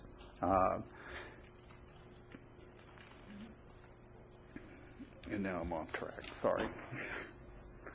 Basically, our time and material labor supports application services, local area network services, voice and data network services, and GIS. Really driven by the requirements of different county departments and agencies. And as you can see, our operating expense is estimated to be down $420,500 for next year, 3.4%, but our average rate remains flat at 84.17. Rate is really driven by a combination of employees in different classifications, as well as benefits, salary cost, and overhead allocation. But we do find that our labor rates are extremely competitive when compared to other local counties and agencies. As this chart displays, of the 5 rate categories selected, IT Services is the low-cost provider. Of the 5th category, we're marginally behind Santa Barbara County in the area of desktop support, an area that we will begin to focus our efforts on in understanding the difference in those rates. As we transition over to network services, the voice network is designed to maintain and support, well, the operating budget includes the cost to maintain and support the network. Yes, sir. Just don't want to this last one you did. I mean, you've done a tremendous job here bringing these rates compared to whatever people have done. I don't want that just to go away. I mean, when you think about the difference between San Diego on your project manager, $141 an hour, $103, that's huge amounts. So, I mean, you found a way to be effective and efficient in what you're doing, and this is tremendous. I mean, you look at that bottom rate, you have down there comparatively. I mean, I know you're over in one area, and I think there's some ways we're going to figure that out later, but that's tremendous. Thank you. Thank you. The team will appreciate it. And we've had a long history of having these rates lower than all of these competitors, haven't we? Yes, we have. Right, thank you. Sorry. The voice network, again, the operating budget, maintenance and support of the voice network system, interconnection to publicly switched telephone networks such as AT&T and Verizon, and 24/7 service desk support. The voice network has been reduced by approximately $126,000 or 3%. However, we are seeing a 15-cent per device increase in the rates per month, approximately half of 1%, which is really driven by the number of county users on the voice network itself. So while we reduce cost, the number of user devices connected to the network have also been reduced, so consequently an impact on the rate. Similarly, we find a similar situation in the data network. Data network budget includes expenses and activities associated with security, which covers data, viruses, and spam control, maintenance and support of the Ventura County website, as well as 24/7 service desk support. In this situation, we're able to maintain a flat rate, which be flat for the year. However, we are seeing a $374,000 increase in operating expenses, really designed to ensure full maintenance of the data network, as well as maintaining the current level of customer service.